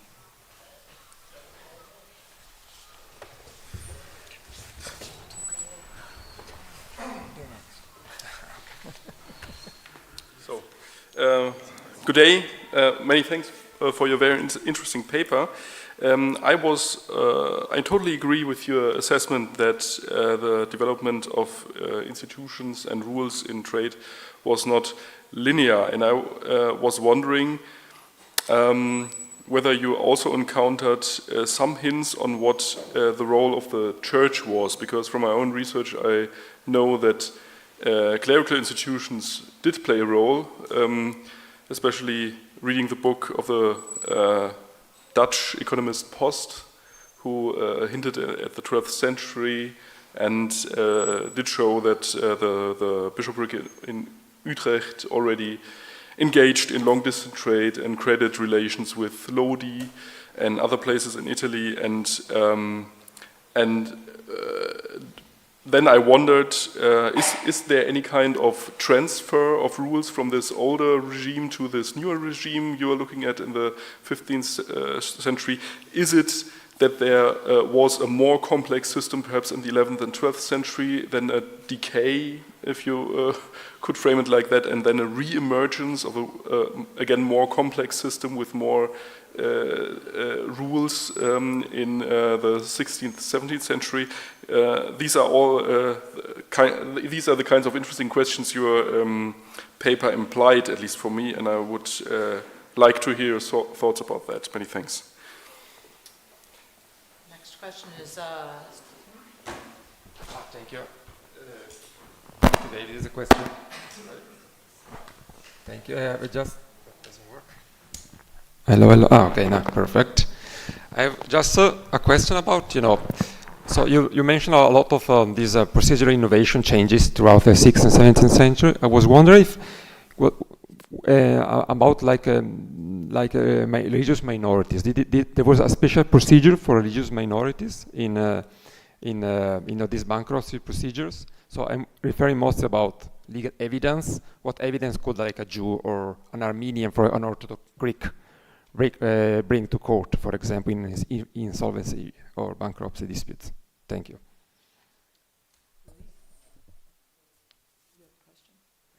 Oh, for him.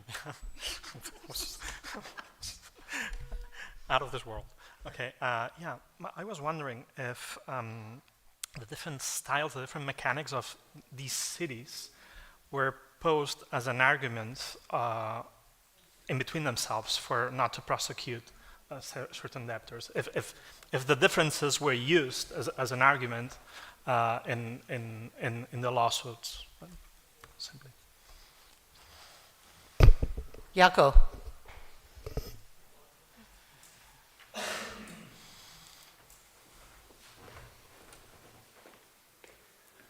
Okay, thanks, Dave, for a very illuminating talk. Tom asked a good question about, well, why there is such a great diversity and why we do not see much convergence. My suggestion would be that one of the reasons why we see this divergence might be because of the role played by public debt.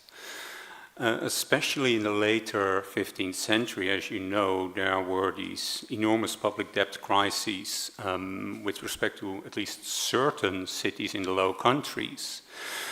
As a result of these crises, you get these waves of arrests. Cities have to call in central governments to issue moratoriums. This provides, well, central authorities with the opportunity to push for legal change. At least this is what they try, for instance, in Haarlem, famously, where they try to basically implement Roman law, replacing customary law, which of course the people of Haarlem greatly disliked, and eventually they simply threw this suggestion of the central government into the bin. So I'm just wondering to what extent you think that including public debt and the problems with arrests and seizures would help you to make a little bit more sense as to changes with respect to private law as well.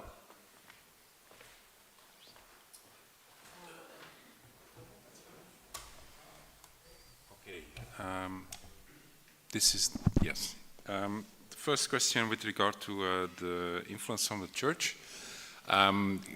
Great question to reflect upon. Of course, Christian doctrine had some rules on the obligation to pay one's debt, and also on the part of the creditor to be lenient towards debtors. There are some examples of 15th century officialities. The book of Tyrell Lang is maybe well known, who worked on the Parisian officialité, in which it is indeed suggested that there was a possibility, for example, to apply for excommunication of a persistent debtor. So there was an option to go to a bishop's court to try to pressure your debtor into finding more money. With regard to the periods I addressed in my paper, I think it is not that common anymore. So we have lots of source editions on the judicial acts of the court of Cambrai and Tournai. So Tournai competent for County of Flanders, more or less, and Cambrai for the Duchy of Brabant. Cities had sort of managed to secure their jurisdiction over the course of the 15th century, had been backed by the Burgundian dukes. So it's more a question of municipal autonomy than it is of layered jurisdiction between the state, different aspects of state on the one hand side and the church on the other. When talking about bankruptcy law, there may be some influence from canon law. For example, the notion of fallitus has sort of a religious connotation, but I'm not aware of literature that expands on that, so that would be a great topic for a PhD, maybe even. The second question, religious minorities, is very interesting as well. Of course, if you talk about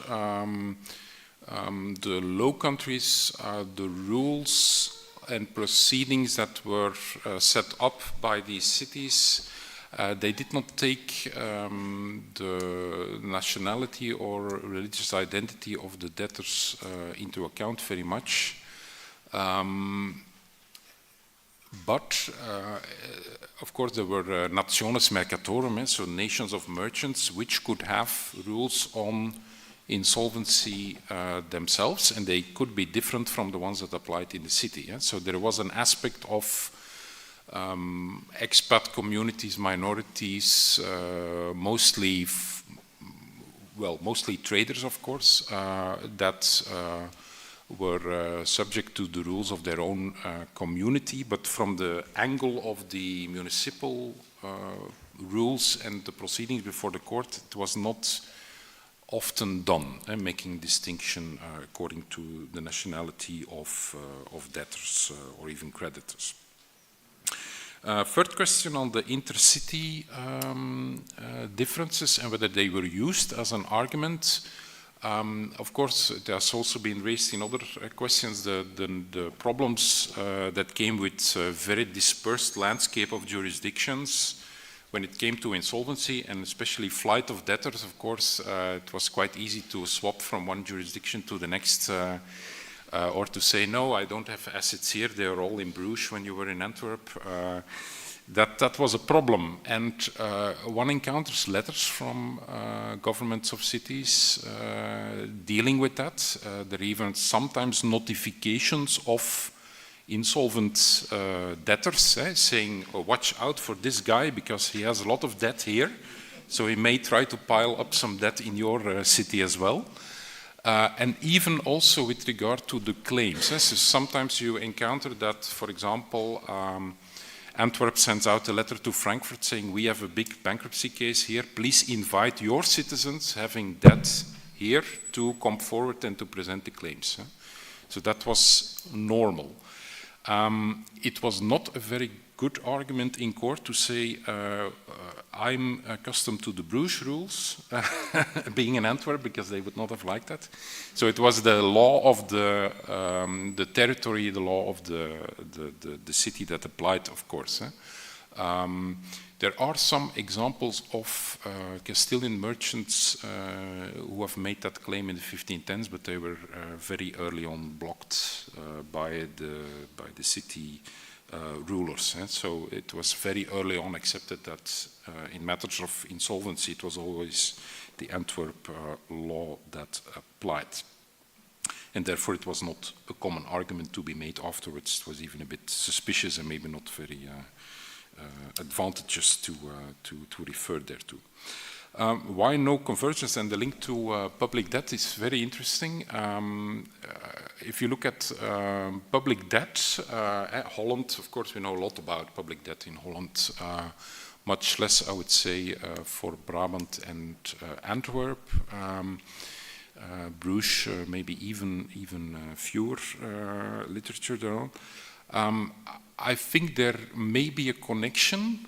So if the prince, the sovereign, was giving moratoriums to cities, it would have been very difficult, I imagine, to refuse applications for letters from citizens coming from that city, making the argument, well, my money is tied up in the annuities that were issued by the city. I can't reach it because the city does not pay me back. So there may have been some ripple effect there.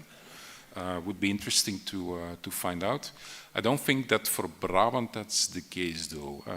Also because you have many cases before the Council of Brabant already in the early years of the 16th century in which individuals use the princely court against the city council of their own city.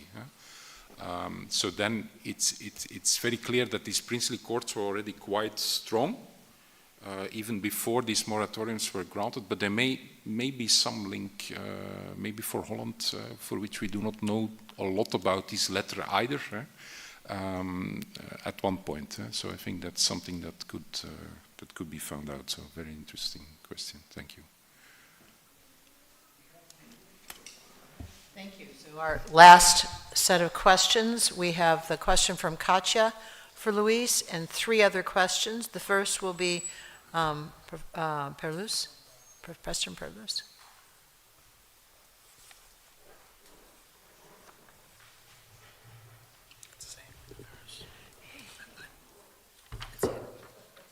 Yeah, I just want to get it right here. I just wanted to mention aside that there's not been that much discussion of strategy this morning. So ostensibly, we're dealing with 2 different types of debt relations here. Those that are concern individuals and those that concern merchant capitalists. I don't think that's particularly controversial. If we look at the situation among the peasants and I use the term peasants assuming that they are peasants that are involved in this indebtedness, the question that comes to my mind is what form of productive extraction existed on the island? Because you said that it's divided into different seigneuries. So what type of seigneurial extraction? Is it different from the monarchs, or are they all the seigneurs on the island applying the same type of extraction on the peasants? And hence, from what sources then this peasant indebtedness arises? Because they are borrowing, you talk about annuities as forming the principal base of their indebtedness. Are these debts that are being taken to finance replanting? The question is, are they individual farmers that then have to pay various types of, as we see in French, the redevance seigneuriale? Or are they métayers, sharecroppers, right? These are the questions that come to mind that would then give rise to this form of indebtedness. So thank you very much. Francisco Fernandez Isquerian.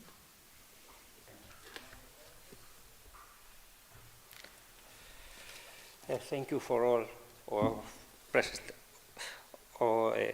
of presentations.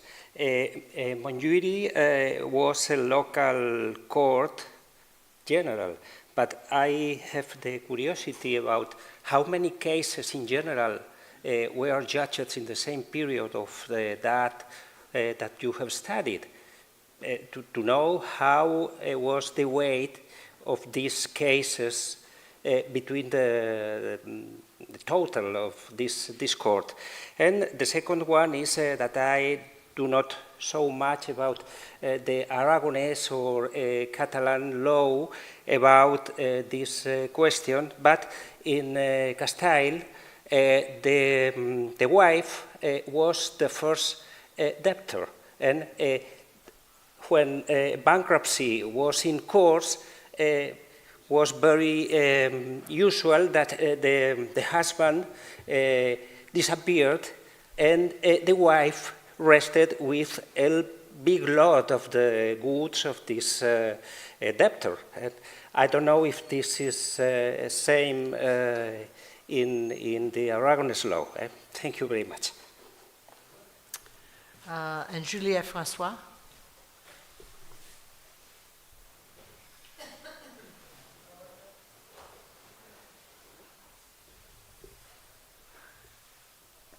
Thank you. It's a question out of curiosity. Could you tell us more about, in your table, the 23% of non-identified debt? So it was, in your table, the 23% of non-identified debt. Like, it's naive, but how can debt cannot be identified, and what kind of sources do you aggregate in this category? Thank you. Is this on? Okay. So first of all, still answering to Professor Antunes, of course, this is a question of liquidity. I mean, these people, these folks, who were mostly peasants, although we have some craftsmen in these small towns, have a recurrent problem of liquidity, depending on the crops, depending on the economic trends, but they do have a problem with liquidity, and this is why they loan. I have to say, though, and this is perhaps not well explained in my presentation, has not been well explained in my presentation, that they usually, since they do have assets, they usually have sufficient assets to live off, they usually do not loan on collateral. So when credit is issued, in this chronology, in Mallorca, but also in Catalonia, I suspect also in Valencia, credit is mostly, generally, it depends on the person, on the credit worthiness of the family and so on, but credit in this chronology is not issued on collateral. When does collateral appear? Because it does appear later on. It appears during a lawsuit. When there is non-payment, when there is a default, then collateral is put on the table to halt, to delay the judicial process. And then it is then when we see collateral appearing, but not in the issuance of credit. And I think that is important, that is substantial to mention. You were asking about also the one-to-one value. If we never know.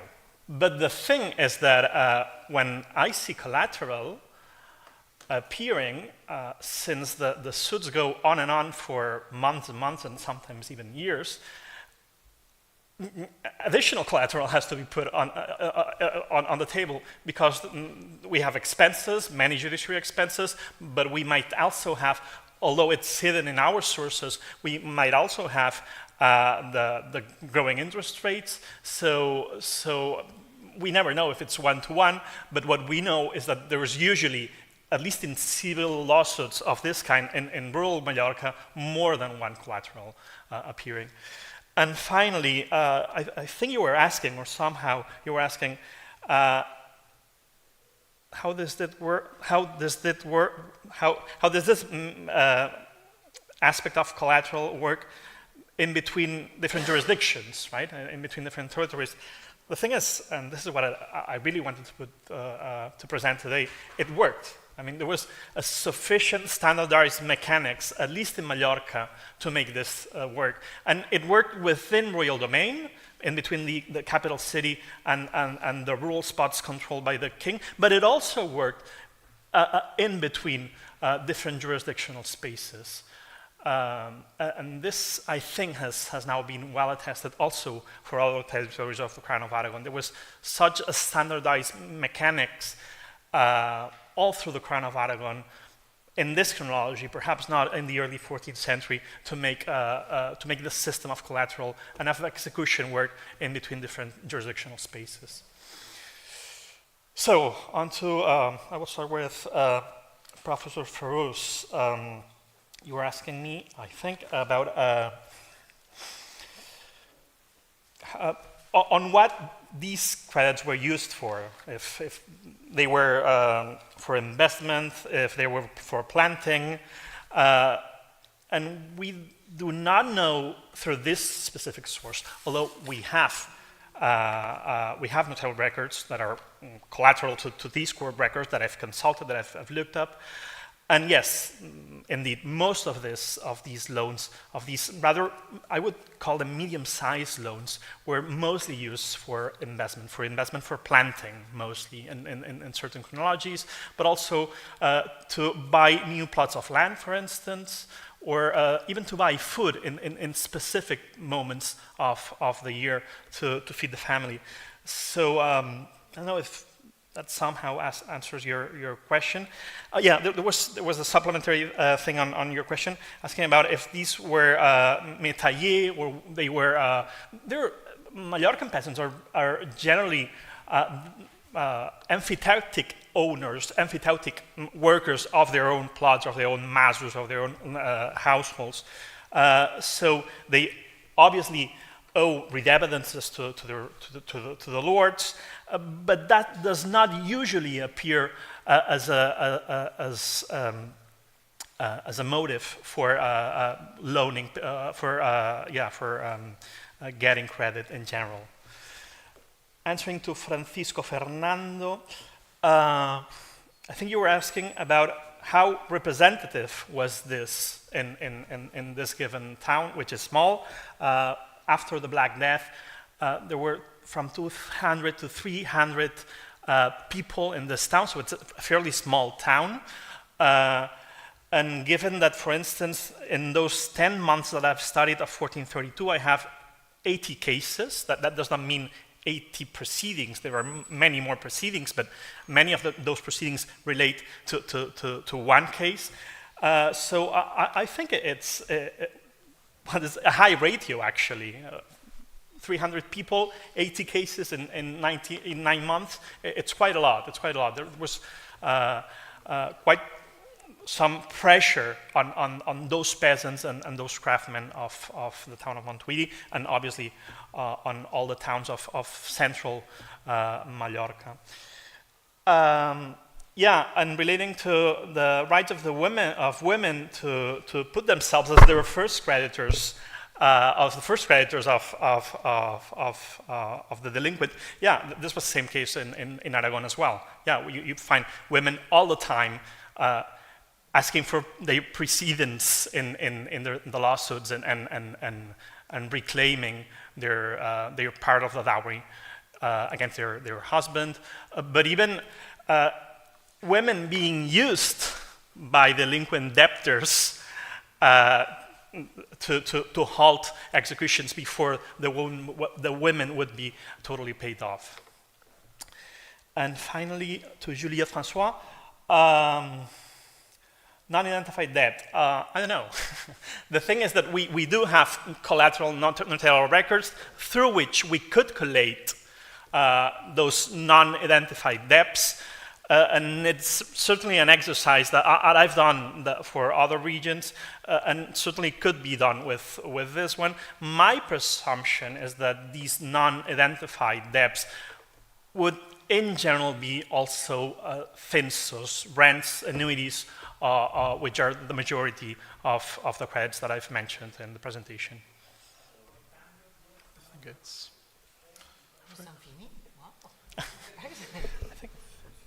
Do you have one more question? No. Right. If there are no more questions, thank you very much. And would you join me in once again thanking our excellent panelists this morning?